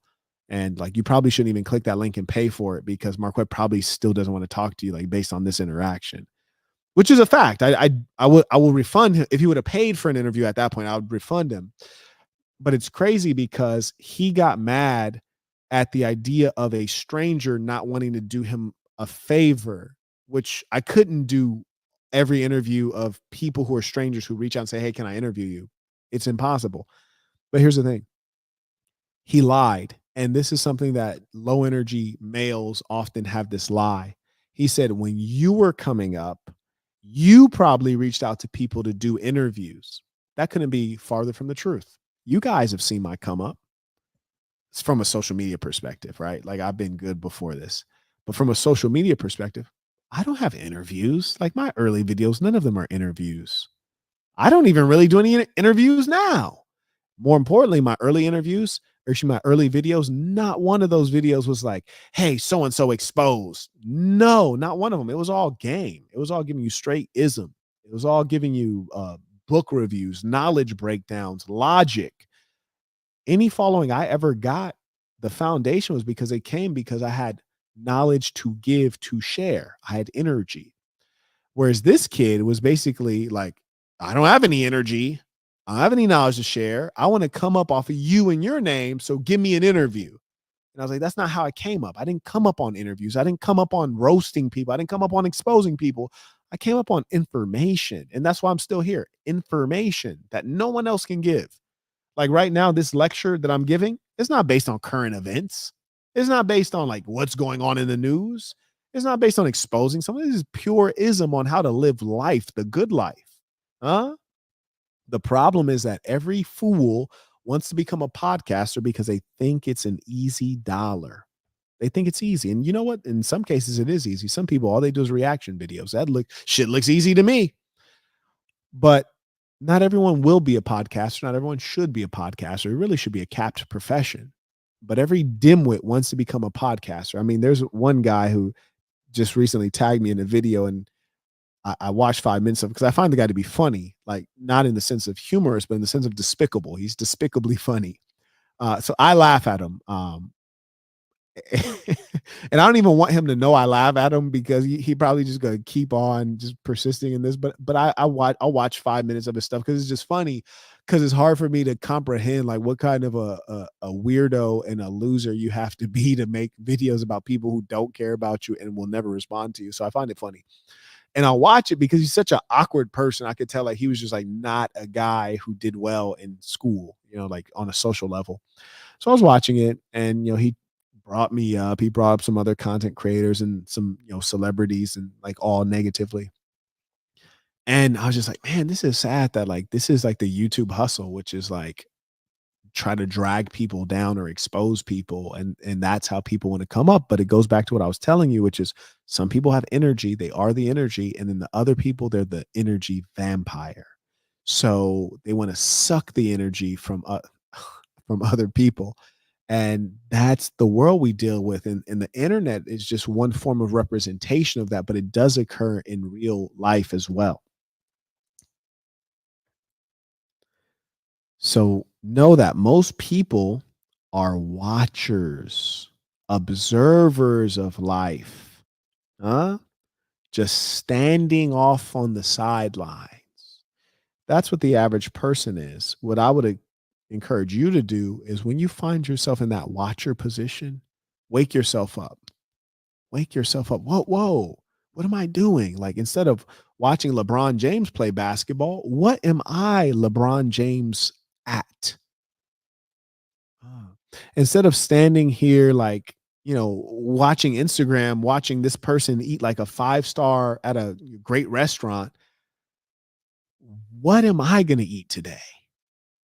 To be honest with you, being in the position of influencer or celebrity or popular, any of these things, I find it to be strange because maybe Kim Kardashian being, mentally unwell. Maybe she is like obsessed with herself and she thinks that it's really interesting what she had for dinner and lunch and what she's going to wear today. But I find it a little strange. I remember one time I was in the East Coast and I was having a filet mignon, which I often have steak because it's a quality meat, right?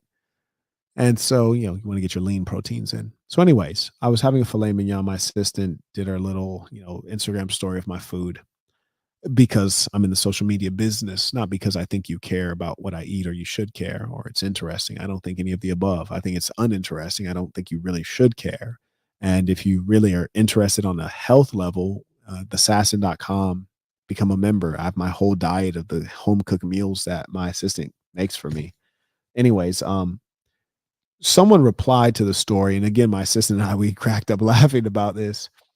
The person said, "Oh, Marquette, did you get that steak well done? That's not how you eat a filet mignon," or maybe it was Kobe beef at the time. I don't know what I was having, some fine, high quality beef. And they're like, "That's not the way you eat that. You can't do that well done." And blah, blah, blah, blah, blah. And I was thinking, in my assistant and I, we were laughing for a couple of reasons. Number one, when the waitress came, now when I go to a steakhouse that I'm unfamiliar with, I generally will have it butterflied and well done. If I go to a steakhouse that I'm familiar with, then I know what they're thinking. If I say medium well, rare, I know what their definition is. But if I'm somewhere I've never been, then I'll just say well done because I don't want it to come out bloody. But anyways, we laughed because number one, she was like, "You eat filet mignon more than anyone on earth." And this dweeb who probably never eats fine beef is trying to tell you how to eat fine beef. But more importantly, like, what kind of a psychopath is this person where they think it matters how your steak is being prepared? It's your steak, like you're eating it. It'd be one thing if you're ordering it for them, but it's a random nobody who cares what your steak is like. And we just like laughed, rich man laugh, super villain laugh at the fact that this person is so focused on what I'm eating, not realizing they're about to have hamburger helper for dinner. It's like, bro, figure out how to not have hamburger helper for dinner and don't, low key. I haven't had hamburger helper since I was a kid, but it was delicious as far as I can remember. Now I think it comes out of like one of those boxes and you have a little powder on it. That's probably not healthy at all, but it was delicious when I was a poor kid in the ghetto. Now, damn it, I would love to have some hamburger helper for just nostalgic purposes. I remember it was delicious, but the fact is, it's like, why are you concerned with how Marquette is going to have his filet mignon prepared when you're eating hamburger helper? Like, figure that out, bro. And so, again, we laugh and chuckle at these things. It's just silliness. It's just utter silliness. But I hope that as you guys watch things, as opposed to being an empty person and looking at things from a position of lack or jealousy or negativity, you look at it from a saintly position and say, I want to be able to eat like that, or I want to be able to eat in that level of restaurant, or I want to have the problem of, like, is it pronounced Michelin or Michelin? I want to have that problem of, oh yeah, is it Michelin restaurant? Like, I want that to matter to where you need to know what the word actually is. Like, those are better problems to have than trying to like figure out like how someone else should have their steak prepared. So a lot of life is asking the right questions. Sometimes we fail to ask ourselves the right questions. We get distracted on like irrelevant things. Even myself, like there's a lot of hell, there's things that I fund that I ask myself, like, is this a good use of money? Like, for example, hypothetically, say you're funding um, getting clean drinking water to the residents in Palestine. Say you're funding something like this, just hypothetically. I'm not saying that I am, just hypothetically. And you know that this is going to be a continuous problem.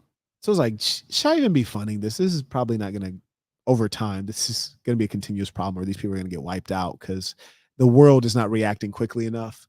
So it's like, am I just wasting money on these people who will eventually be removed from their land permanently?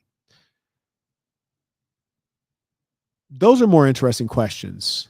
Even though, truth be told, does Gaza really have anything to do with me? Does Palestine have anything to do with me? No, not really. But I'm in a position in life where I have time and leisure to get concerned with things like that. That's why I often tell you young men, especially you black young men, because for some six, I know what the reason is, but for some sad reason, you guys say, oh, I want to run a nonprofit. No, you need to try to run a business or get a good job. Nonprofits are not for you, little black boy. And I say that to the adult males too. You're a little black boy if you want to run a nonprofit because you're thinking in an immature way.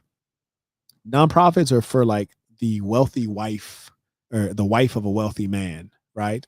They have money and they have free time. That's why you can deal with nonprofits. You don't need a profit and you have a lot of capital. You have money to spend. So you allocate it trying to find feelings, trying to feel good. Remember, affection, attention, accolades, trying to feel good. You want to feel respected.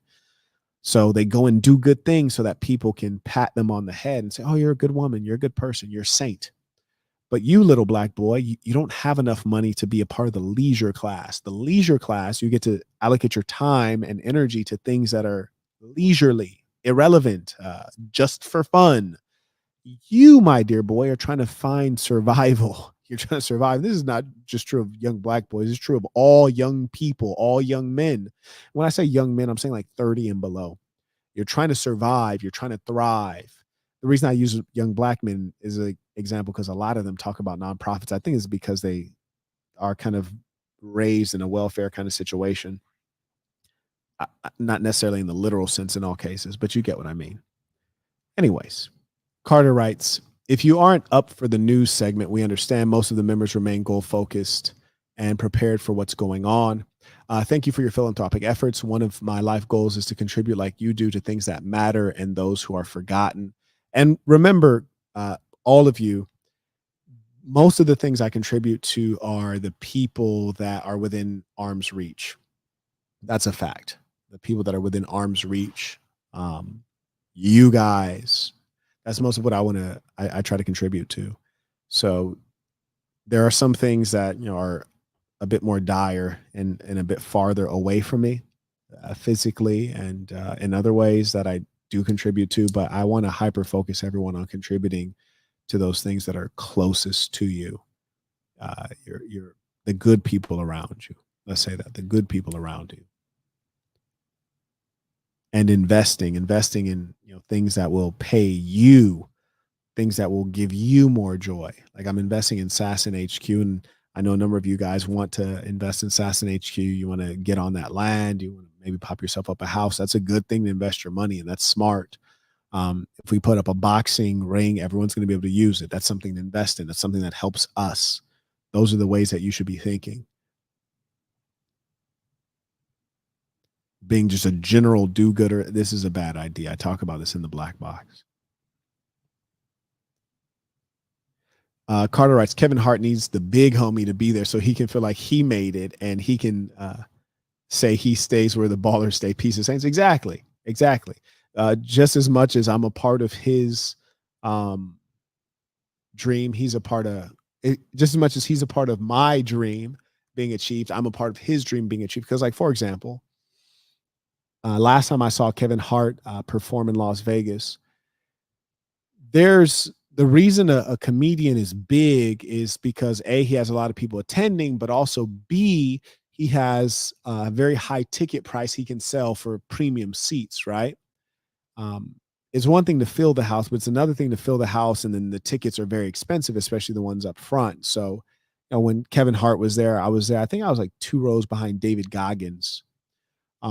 So, Goggins, myself, and all the other persons who are paying a huge amount of money to sit up close so we can like see every detail on this small fella. We're all a part of Kevin Hart's dream as well, because it's not as big of an event unless you're selling out floor seats or the front 2, 3, 4 rows, and those tickets are $3,000, $5,000. Like, you're not a big deal comedian until you can sell $5,000 seats in the first 4 rows, right? Then you're a big deal. So we can afford those. So we're a part of his dream, making that possible. He's also a part of our dream because he's there giving us some entertainment. So that's the dynamic to understand. And, at one point, maybe you're the guy like, oh, look, so-and-so is here. You're happy to be there. And you're like, oh, so-and-so's there. But also at another level, so and so that you're pointing out might one day turn back like, oh yeah, bro, I know you. Or he's looking at you like you've become, as they say, idols become rivals. Like you become bigger than he is. So like for example, a lot of my favorite boxers follow me on Instagram. A lot of my favorite boxers, guys I didn't know at all. And I just love their fight game. Follow me on Instagram. And fame and money is a funny thing because, I respect what they do in the ring. They respect what I do in terms of knowledge. And so they have an area of strength that is far beyond what mine is. Like, I know not to get in the ring with a professional fighter. Shout out to Sneeko being a complete fool. He got everything he deserved. I think that was like the Lord passing an ass whooping to Sneeko via Sean Strickland. But boxers, they're not going to do better than I do in terms of giving knowledge. And I'm not going to do better than they do in terms of being a professional prize fighter. And there's a mutual respect for what we do at a level of excellence in our respective fields. And that's what it's about, coming together.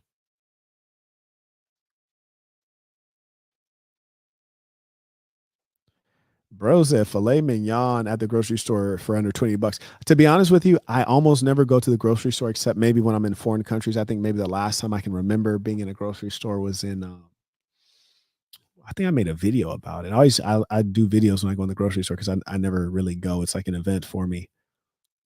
I can't remember if it was South Africa was the last time I've been in a grocery store. What? No, no, Poland. That was the last time I've been in a grocery store. It's actually pretty cool too. So it's a treat when I go into a grocery store because I don't do my own grocery shopping. But does filet mignon cost $20? I honestly I don't know. I can't confirm or deny, but it doesn't sound right. And then he writes, but cost $35, no side at restaurants. Listen to me, bro. I don't know what restaurants you go to, but I've not seen a filet. Listen, I've not had a steak in Vegas for less than $150. Just my steak, like less than 150. You find a steak for $35. I don't even know if that's steak, my boy. I don't know what the hell that is. And if steaks are going for $35, that's crazy. Like, is that what they're going for? Now, I understand that Vegas eating on the strip at the best restaurants is expensive, but like, is it that much more expensive to where steaks are $35? Somebody got to let me know. Let me know. I sincerely do not know. And maybe I don't want to know the answer to that. Maybe it's better that I don't know. Anyways, shout out to Ethan. He writes, Peace of the Saints. One could draw a line of similarity between gangs, mafias, and the government. Absolutely. That is what the government is. It is a mafia. He writes, no wonder they punish organized crime so aggressively. Competitors, precisely. They don't want competitive organizations. Dominic writes, sometimes in life, you'll want to reciprocate people's disrespect, but then you look at their lifestyle and see how life treats them. Sometimes that's punishment. Oh, all the time. All of the time. I'll be with my assistant and, every now and then, because she has to do a lot of stuff for me. I'm not has to, but she does a lot of things for me. And many of them are engaging with, certain situations or persons that I'd rather not engage with, and sometimes it can be unpleasant. And every now and then she does the unfortunate thing of tell me about it, which I don't really want to hear about. I'm like, yo, that's why I have you do it. I don't want to do it, and I don't want to hear about it. But every now and sometimes I'll listen to her stories. Mostly I just cut her off, to be honest with you. I'm paying her. I don't have to listen to this. But every now and then I'll listen to her story, and at the end of it, I'll say something nice, like, I'm sorry you had to go through that. Or I'll say, hey, the good news is you're you and they're them, which is to say, like, you have a great life and they're not happy. Like, as I said earlier, they're filled with pain or they're in lack. That's why they're acting like that. Happy people do not behave in certain ways. And I think she kind of like remembers, like, no, yeah, you're right. That's why I have a happy, good life. They don't. That's why they're behaving that way. Exactly. Forgive them or just like avoid them and just have understanding. Shout out to Mr. Mugisha with the baller alert, always coming through balling. He writes, your suit game, crazy, Saint. I'm learning a lot from you, and I know that your time is valuable and appreciated. Peace of the Saints. I appreciate you. Shout out. And, bruh, like, the suit game is bonkers, and I'm convinced there's nobody on the planet Earth that has a better suit game. You could not buy a suit game this good. If you have, here's the thing. People either don't have the style or they don't have the money. If they got the style, which is very rare, then they ain't got the money. If they got the money, then they ain't got the style. Ain't nobody got a suit game like this, man. I'm De Niro in Casino, man. And if you don't know what I'm talking about, check out the movie. It was a fine movie. I'm De Niro in Casino. Ain't nobody got a suit game like this, man. I'm that guy. I am a movie When I'm walking through Las Vegas, I am a movie. I am why Las Vegas is Las Vegas. I'm a main character out here, bruh, in a real way. Shout out to Patrick. He comes back. He writes, thanks in advance, Commander. Jim Rohn said that accepting responsibility for your life is one of the highest forms of human maturity. That is correct. You also touched on the importance of personal responsibility in Boss University. Indeed. And that's how you become happy. No one else can do that for you. He writes, can you elaborate on responsibility, quote, being one of the highest forms of human maturity, end quote? Yeah, that's correct. When you think of being a child, your parents take care of you. They take responsibility for you. They're the ones who provide your food and your shelter and all the rest of it. So it flows naturally that in your maturity, you're able to provide these things for yourself and you must take responsibility for such. So that makes perfect sense. The irony is that you kind of end where you started out, which is to say you start out with no teeth and diapers, and you're also going to end with no teeth and diapers, presuming that you die of natural causes. He writes, and what do you think is the highest form of human maturity for a man and a woman? Well, for a woman, it's selflessness. Selflessness, which is to say to let go of the self and to love deeply your children and your husband and find that in loving them, you're loving yourself. That is the highest level for a woman. And if she could get beyond jealousy and just to love purely and deeply, that is an extraordinary level. Most of them will never get beyond jealousy. Shout out to Dominic, sends in another link. Says 3026. See what we got here. On. But anybody else that's driving a six-figure car and live. And so that's what you're dealing with. Like, get away from me. I don't even want to breathe the same air as you. I'm breathing. Like, get away from me. I don't even want to breathe the same air as you. I'm breathing premium air over here. Nigga, you breathing discount air. Like, go over that way, man. If you're like, Marquett's arrogant, it's like, that's fine, but look at what the nigga done. Like, he's come from quite a distance. Like, well, what do you mean, Marquette? When I was born, my father was in prison for selling crack cocaine, youngin'. When I was born, my mother was on crack cocaine. I'm an actual crack baby. I went to horrible public schools in Los Angeles. I grew up part-time with my grandmother who had dementia. If I can make it, you can make it. That'd be a message to you. Look at bro right here. It writes, Tristan has a better suit game. Now this is entertaining.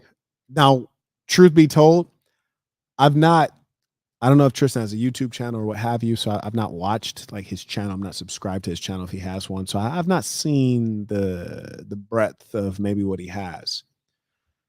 But this is impossible for a number of reasons, because I've seen him in suits. I've also seen his brother in suits, and neither of them are wearing proper suits. They're not wearing Tristan's are better than Andrew's, that's for sure. And just a couple of times I've seen their clips. So there's no doubt about Tristan's being superior to Andrew's, which is not hard to do, because he's not wearing like suits made of proper materials. And I'm not going to get into that because most of you guys will end up lost anyways. So that's number one. Shout out to the people going on the drip trip. You're going to get your suit game up in a real way.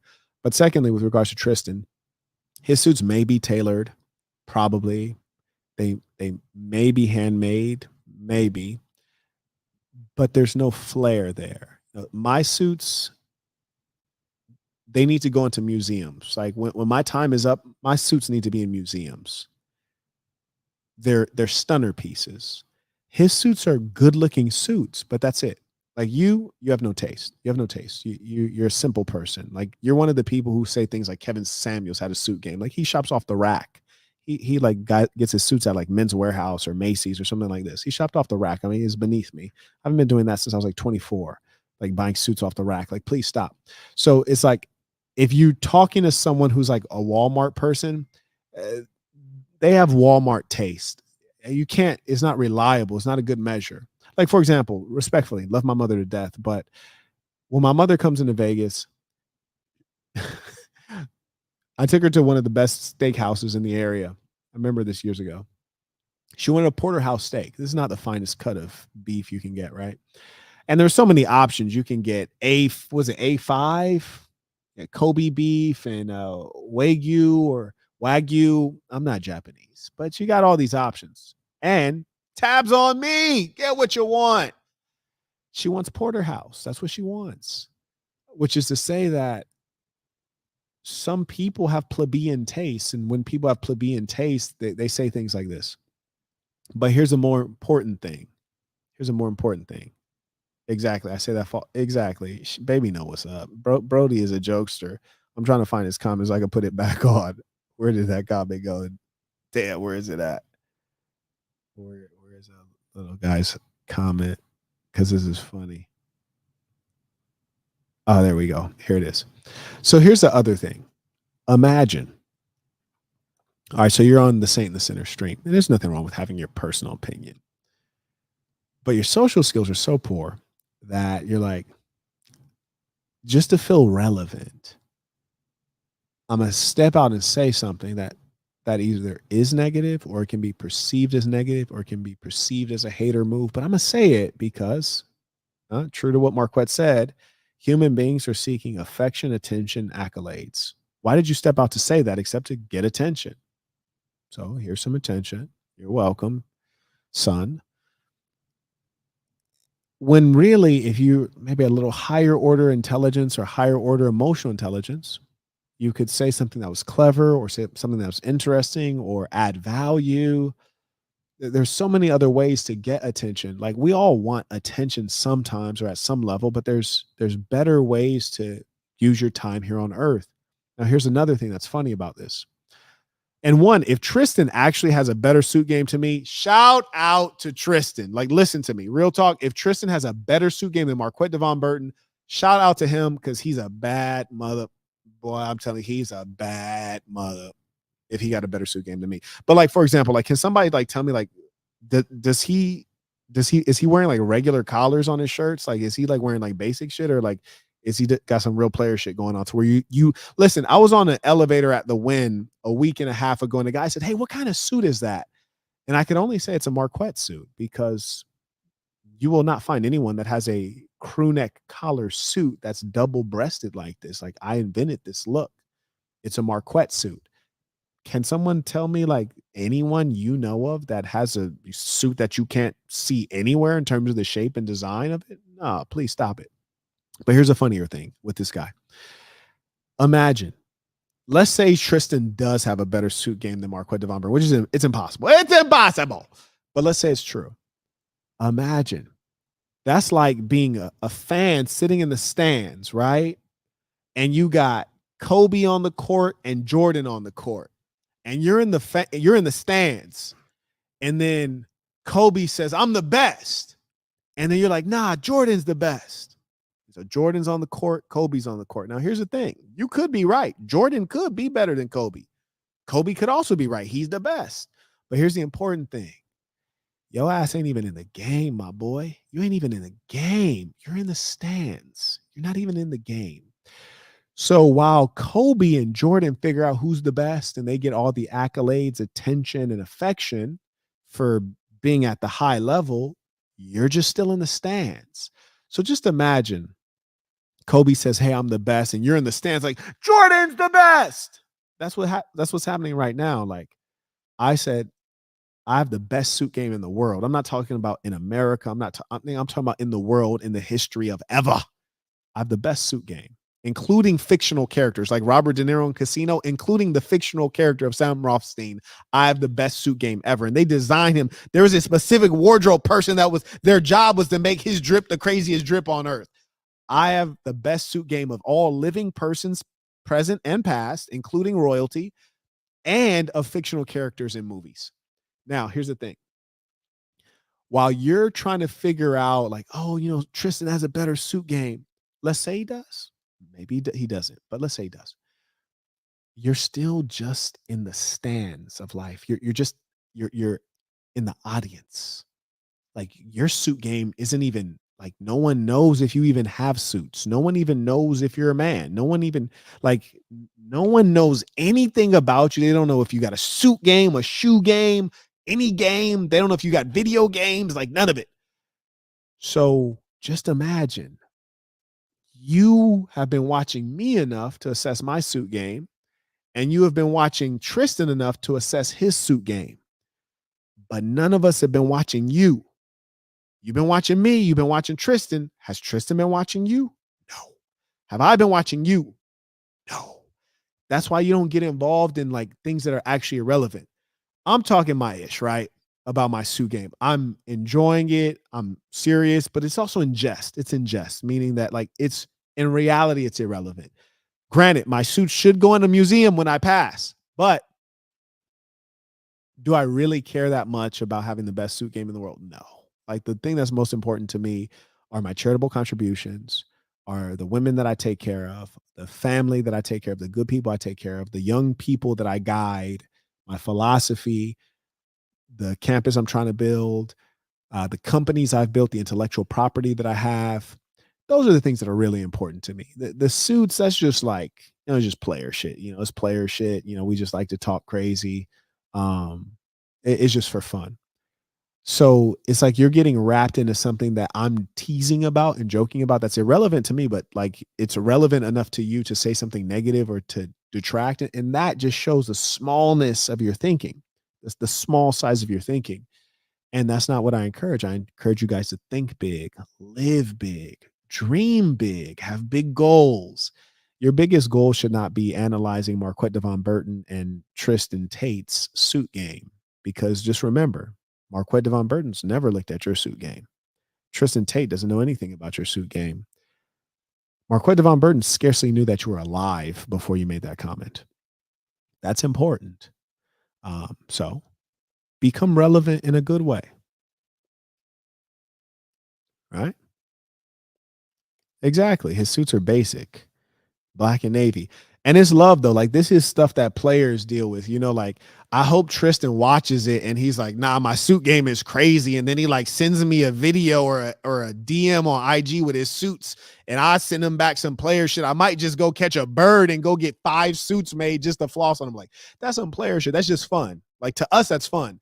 To you, see, we call that fun. To you, you might call that your annual salary. Your annual salary. That's what you might call that. That's what it might cost to fly out there and get the suits made. And then, just to have fun and just send like, that's the difference. Like we're dealing with your annual salary and it's a game, and you're dealing in my YouTube comments and you're serious. Get a life. Stop it. Please stop it. You feel me, man? You're tripping, bro. But notice so my suit game, nigga. My suit game is crazy. You're lying, boy. You're lying. Shout to Irvin. He writes pieces of tuition. Shout to Irvin because his suit game is fire. Shout to Irvin got a black and red piece that's cold blooded. You hear me? Mass will acknowledge. Mr. Simmons writes, got 2 pair of the hand wraps and joined the gym with intentions to compete ASAP. Tap, tap, bang to the belly. Peace of the Saints. Appreciate this live. Yeah, I'm telling you, bruh. And you see, like, the tap, tap, bang sometimes is with the hook to the head. The tap, tap, bang sometimes it's to the belly. But in this case, I really wanted to just see what happens when you punch somebody with that beer belly. Like, what happens to that beer belly? Like, how do they react to that? I had some theories on it. I don't want to say it's graphic. Shout out to Carter. He writes, my suit game will be better. Peace of the Saints. Listen to me, man.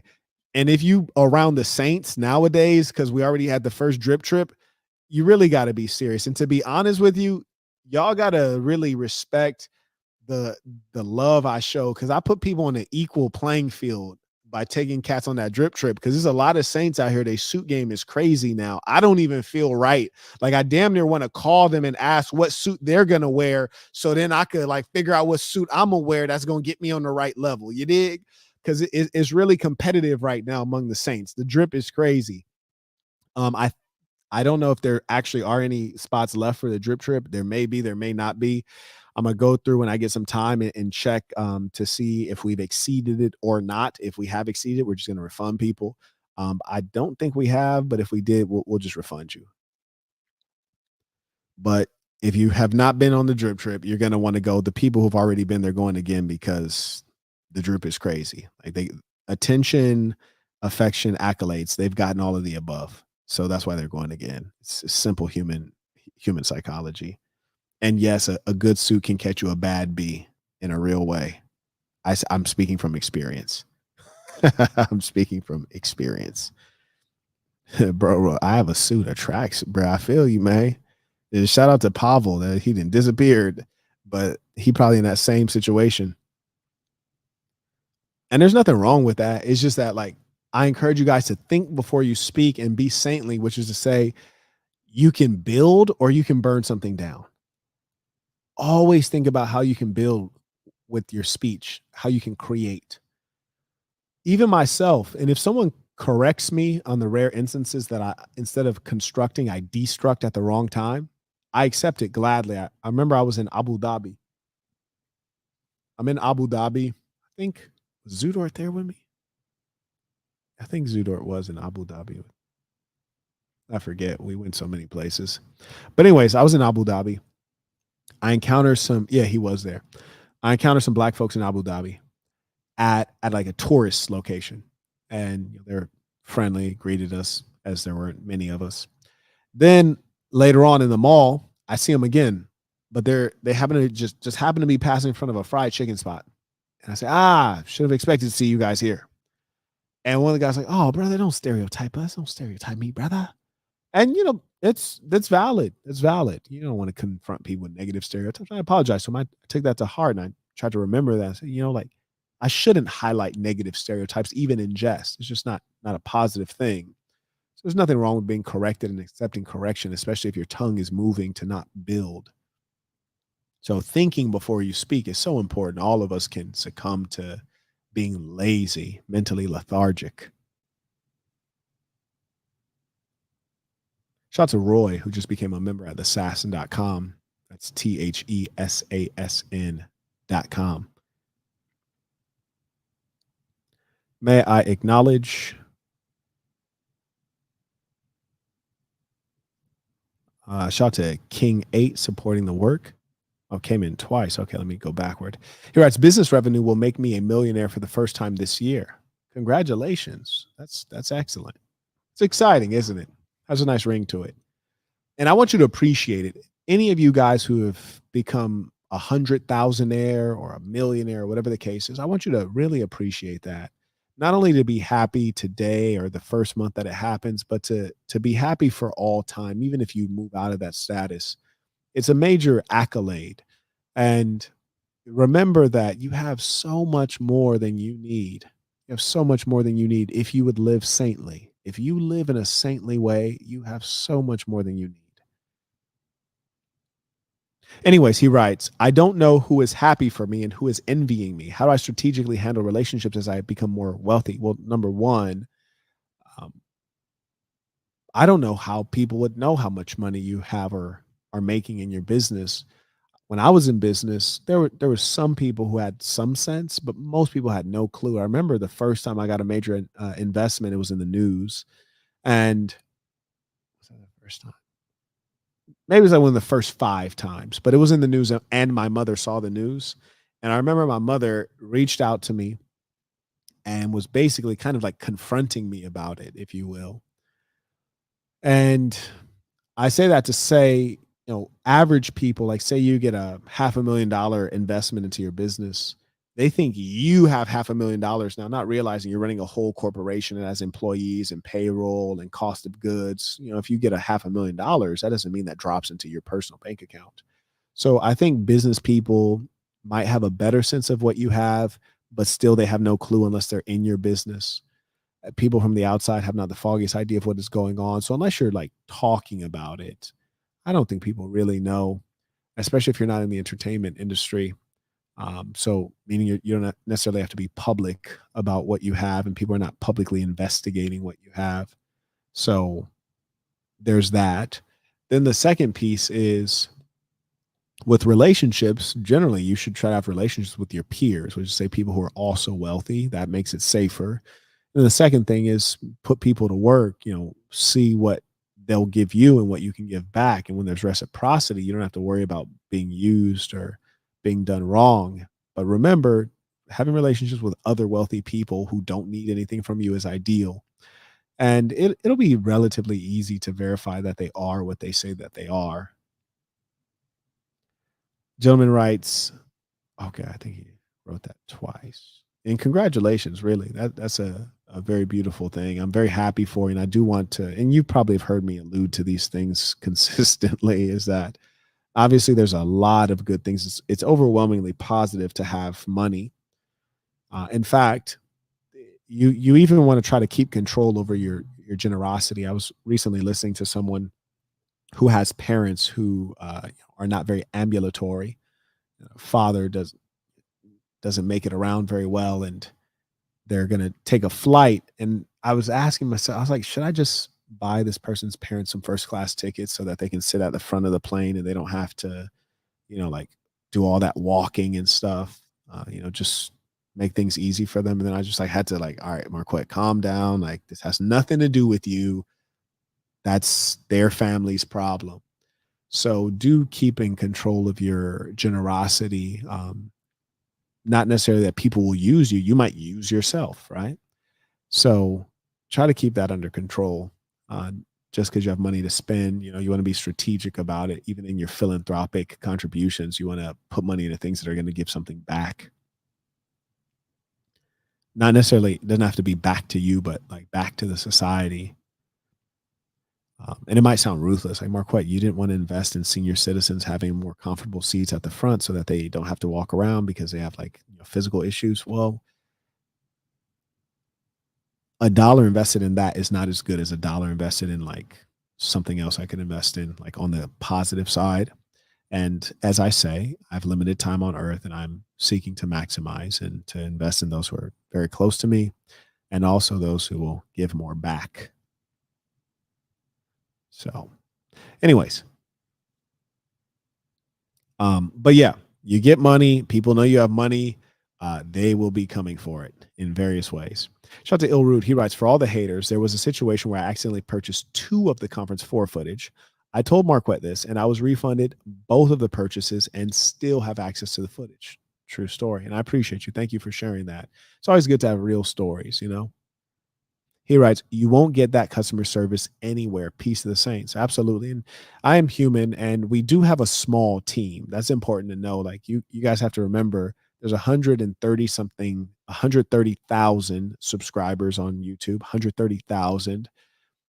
There's about 1,000 members. And then, YouTube, Instagram is blowing up right now. So I think there's like 50,000 subscribers on Instagram. I forget. I don't really pay too close attention, but I think it's like 50,000. So we have a small team and the team is often overwhelmed and taxed. But we do our best. And if we ever find that something was wrong and we were wrong, we're going to do the right thing to correct it. So if it happens slowly, my apologies, but you will always end up with a fair outcome, a fair solution that you're going to be happy about when dealing with us. And that's how I encourage all of the saints to be, which is to be honest and honorable in your business dealings. That's one of the most important things in this culture of ours. Listen, one of the things that I observe in all of my great relationships is that we can all laugh together. If you don't find a way to laugh at this world, at human beings, at certain circumstances, while being a serious man, but knowing what things to laugh at and to not take seriously, you're going to struggle in this world. You're going to experience lower levels of joy, and sometimes you have to laugh to be able to cope through things that are just ridiculous. And there's a lot of these types of things. You got to be able to find the humor in it. Like for example, when I was interviewing that street stroller from South Africa, she's a woman who works horizontally. She does not do her work standing up, if you will.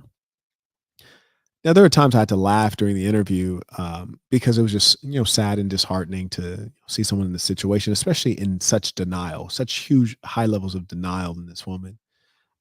So, certain parts I had to laugh through. And in my mind, I was just like taking what she was saying and, with creativity, finding some humor in it quite successfully. And you have to be able to do that unless the world can be, it could be a sad place, especially if you have too much time on your hands. You guys don't realize if you work a 9 to 5, it's probably good for you. I mean, what are you going to do when you're not working? You're going to end up, going to happy hour, going to the club, and doing all kinds of silly, irresponsible things. Most people don't know what to do with spare time. You're probably better off working. Trust me. What you find with a lot of these wealthy socialite types, Paris Hilton's, Kim K, what do they end up doing? Immoral things. You look at the Robert Downey Jr., they succumb to substance abuse, things like this. Human beings need something to keep them busy. Um, Hopefully, more people can find philanthropy, volunteering, meditation, prayer, reading, things like that. But you need things to keep you busy.